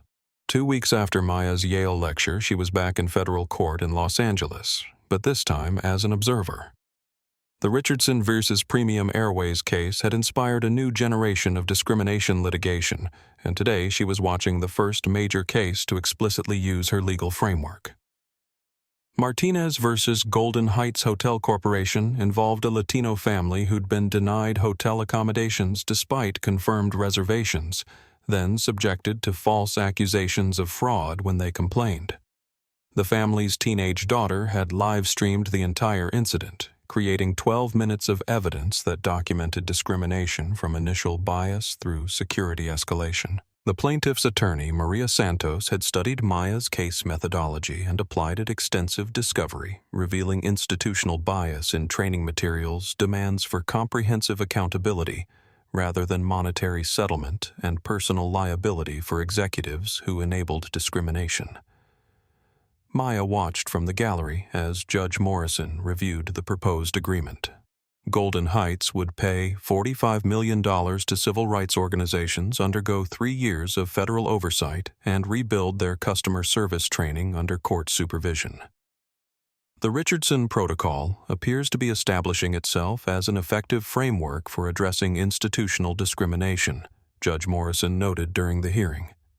This court commends all parties for prioritizing long-term cultural change over short-term financial resolution. After the hearing, Maria Santos approached Maya in the courthouse hallway. Dr. Richardson, I wanted to thank you personally. Your case didn't just win justice for yourself, you created a roadmap for the rest of us. Maya smiled, but her response carried the weight of experience. The roadmap only works if people are brave enough to follow it. Documentation requires courage. Federal litigation requires stamina. Institutional change requires persistence. Your clients provided all three.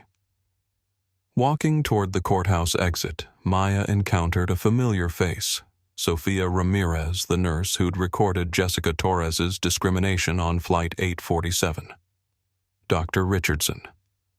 I was here supporting the Martinez family. I wanted you to know that your case inspired me to become a civil rights advocate.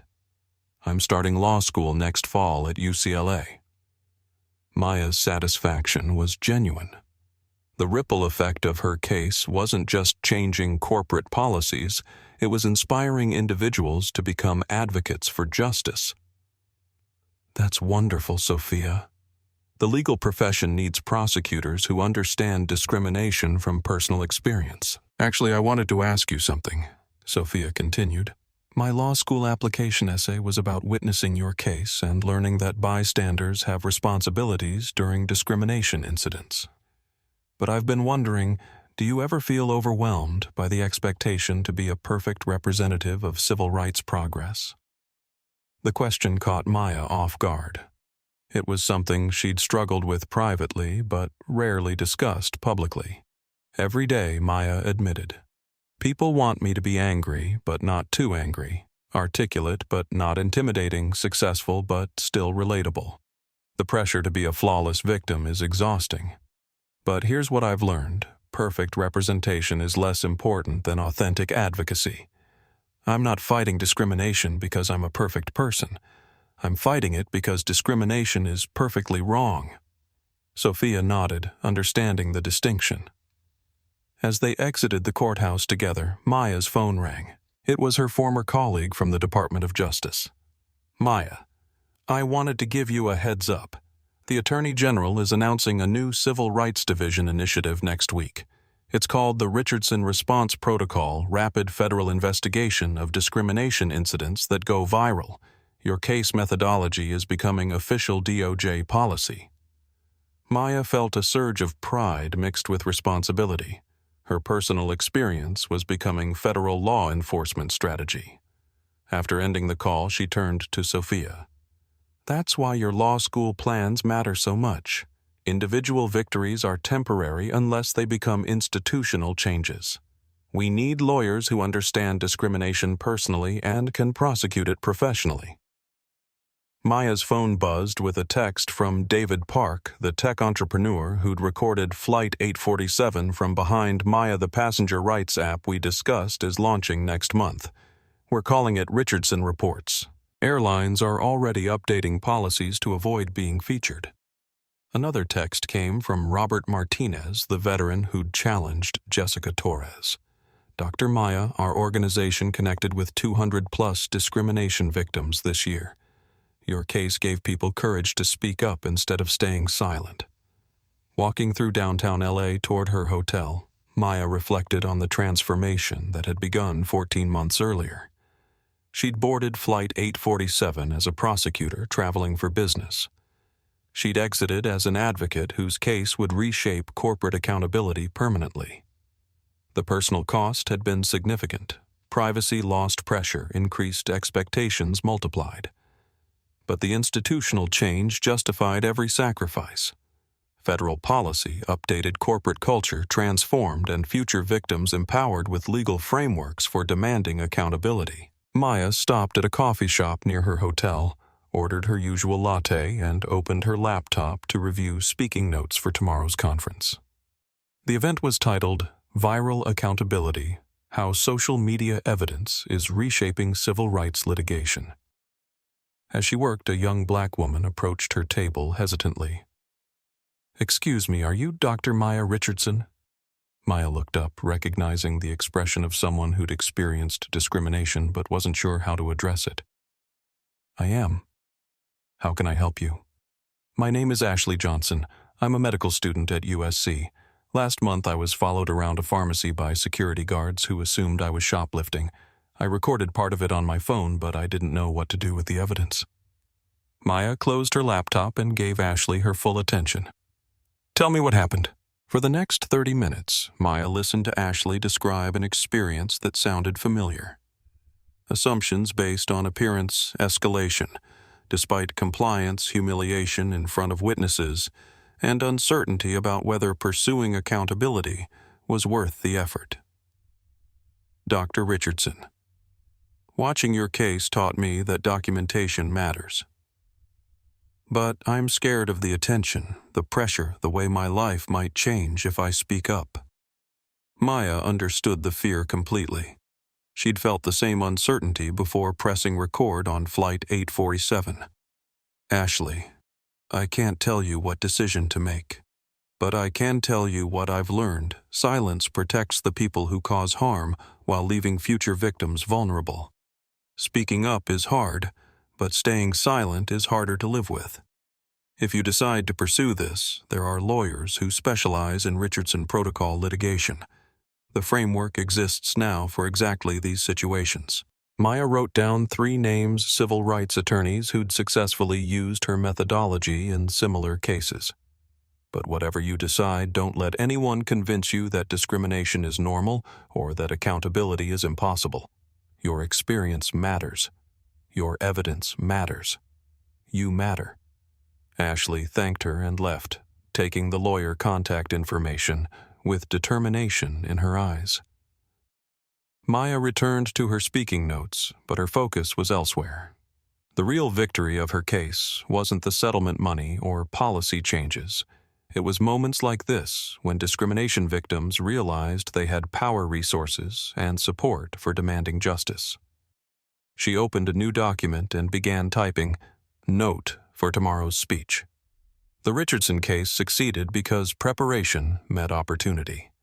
The real legacy will be determined by how many people prepare themselves to recognize their own opportunities for creating accountability.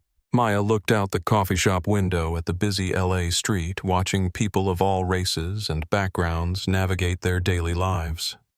Each person represented a potential discrimination incident, but also a potential advocate for justice.